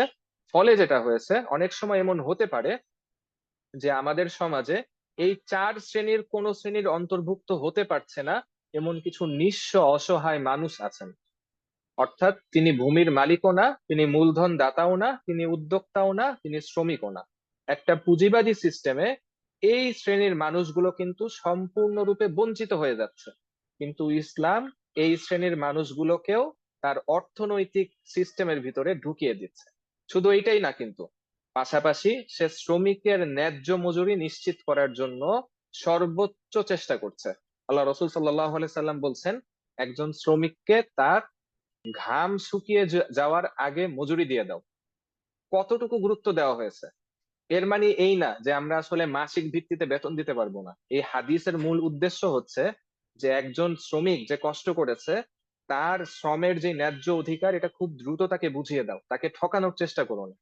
আবার আমরা যখন ভূমির মালিক, এখানে যে ব্যক্তি উদ্যোক্তা হচ্ছেন, এই ইসলাম কিন্তু তাকে মুনাফা ম্যাক্সিমাইজেশনের মানসিকতা তৈরি করে দিচ্ছে না, বরঞ্চ তার ভিতরে তৈরি করছে কিসের কিসের মূল্যবোধ? তার মাঝে তৈরি করছে ভ্রাতৃত্ব, তার মাঝে তৈরি করছে সহানুভূতি, তার মাঝে তৈরি করছে উম্মাহ কনসেপ্ট। সে তখন ভূমির যথেচ্ছা ব্যবহার করবে না, সে 100 বার চিন্তা করবে যখন তার মাঝে প্রকৃত ইসলাম থাকবে। আমাদের মতো নামে মুসলিম না। যে ব্যক্তি প্রকৃত ইসলামের চিন্তা লালন করবে, সে কিন্তু ন্যাচারাল রিসোর্স ব্যবহার করার আগে 100 বার চিন্তা করবে যে আমি এই নদীতে আমার কারখানার বর্জ্য ঢেলে দিচ্ছি, এর মাধ্যমে এই এলাকার অন্য মানুষদের ক্ষতি হচ্ছে কিনা। যদি ক্ষতি হয়, আমার জন্য এই কাজটা করা হারাম, আমি এটা করতে পারবো না। আমি হতে পারে অনেক টাকার মালিক, কিন্তু আল্লাহ তাআলার আইনে এটা আমার জন্য করা জায়েজ নেই। আমি কি একজন শ্রমিককে মজুরি বঞ্চিত করতে পারবো কিনা? না, সে তো আমার ভাই। আমি দিন শেষে একই কাতারে তার সাথে কাঁধে কাঁধ মিলিয়ে দাঁড়াবো। পৃথিবীর কোন মতবাদ আছে যেটা শ্রমিক এবং মালিককে এক কাতারে একই সাথে পাশাপাশি দাঁড় করায়? আপনারা আজ পর্যন্ত কোনো মতবাদ দেখেছেন কোন মতবাদে এরকম বলা হয়েছে বা প্র্যাকটিক্যালি করে দেখানো হয়েছে? সমাজতন্ত্রে যদিও একটা ইউটোপিয়ান ধারণা দেওয়া হয়, কিন্তু প্র্যাকটিক্যালি আমরা দেখিনি। কিন্তু ইসলাম কিন্তু 1400 বছর আগে থেকে এটা দেখিয়ে এসেছে। তো যখন উদ্যোক্তার মানসিকতা শরিয়ার সিস্টেমে গড়ে উঠবে, তখন অটোমেটিক সে এই সমস্ত ক্ষেত্রে বাই ডিফল্ট একটা ফিল্টারিং এর ভিতর দিয়ে বের হবে। আর এই ফিল্টারটা কার তৈরি করা? এই ফিল্টারটা হচ্ছে আল্লাহ সুবহানাহু ওয়া তাআলার তৈরি করা। তো যেই ফিল্টার সৃষ্টিকর্তার তৈরি করা, এই ফিল্টারের ভিতর দিয়ে যখন এক ব্যক্তি বের হয়ে আসবে, তখন অটোমেটিক তার কার্যক্রমগুলোর ভিতরে কল্যাণ থাকবে। যদিও সে হয়তো মুনাফাই কামাচ্ছে দিন শেষে, কিন্তু একজন ইসলামী উদ্যোক্তার আচরণ, বৈশিষ্ট্য, অ্যাটিটিউড, তার প্রতিষ্ঠানের যে পরিবেশ, সেইটা কখনোই একটা পুঁজিবাদী সংস্থা, পুঁজিবাদী সিস্টেমে পরিচালিত ব্যক্তির সাথে মিলতে পারে না। যদি মিলে যায়, আমি একজন মুসলিম আর অন্য একজন পুঁজিবাদী সিস্টেমে প্রতিষ্ঠিত ব্যক্তি, তার পরিবেশ এবং আমার প্রতিষ্ঠানের পরিবেশ যদি মিলে যায়, তাহলে দুইটার যে কোনো একটা এখানে ধরতে হবে। এক, ওই বেটা সে মুসলিম না, কিন্তু সে ইসলামী আদর্শ নিজের প্রতিষ্ঠানে বাস্তবায়ন করেছে, এটা হইতে পারে। অথবা আরেকটা হতে পারে, আমি নামে মুসলিম কিন্তু আমি কাজে মুসলিম না। আমি আসলে ঘুরে ফিরে ইসলামকে যদিও নিজের ধর্ম বলি, কিন্তু আসলে আমার ধর্ম ইসলাম না। আংশিক ভাবে ইসলাম, মসজিদের ভিতরে ইসলাম, আমার কলকারখানায়, আমার অর্থনৈতিক জীবনে আমার রব আল্লাহ না, নাউজুবিল্লাহ। আমার রব আসলে ক্যাপিটালিজম বা মুনাফা বা সম্পদের লোভ। এটাই হচ্ছে আমার মানসিকতা। ক্যাপিটালিজমকে আমি আমার জীবন ব্যবস্থা হিসেবে মেনে নিয়েছি। আমাদের সমাজে কি হয়? আমাদের সমাজে আমরা এখন যেই সব অবস্থা দেখতে পাচ্ছি, রমজান আসলেই সিন্ডিকেট শুরু হয়। অনেকে অনেক ধরনের মিম শেয়ার করে ফেসবুকে যে শয়তান 1 মাসে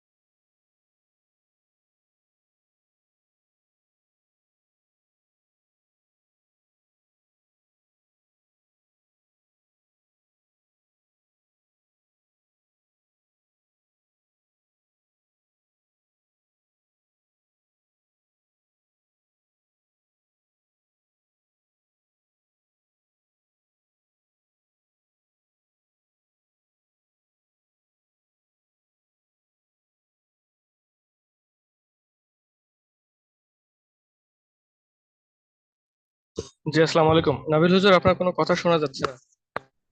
একটু চেক করে দেখেন, কোনো কথাই শুনতে পাচ্ছি না।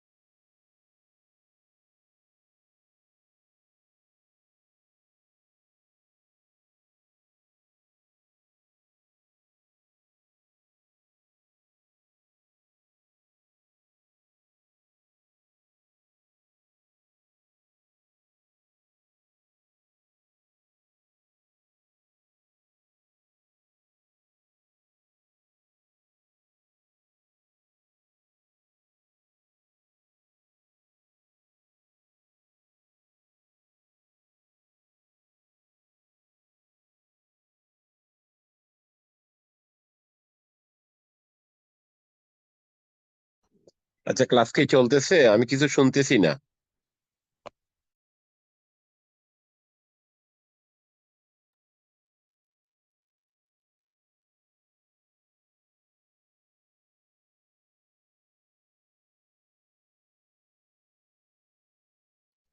আমাদের হোস্টের মাইক্রোফোন ডিসকানেক্টেড দেখাচ্ছে।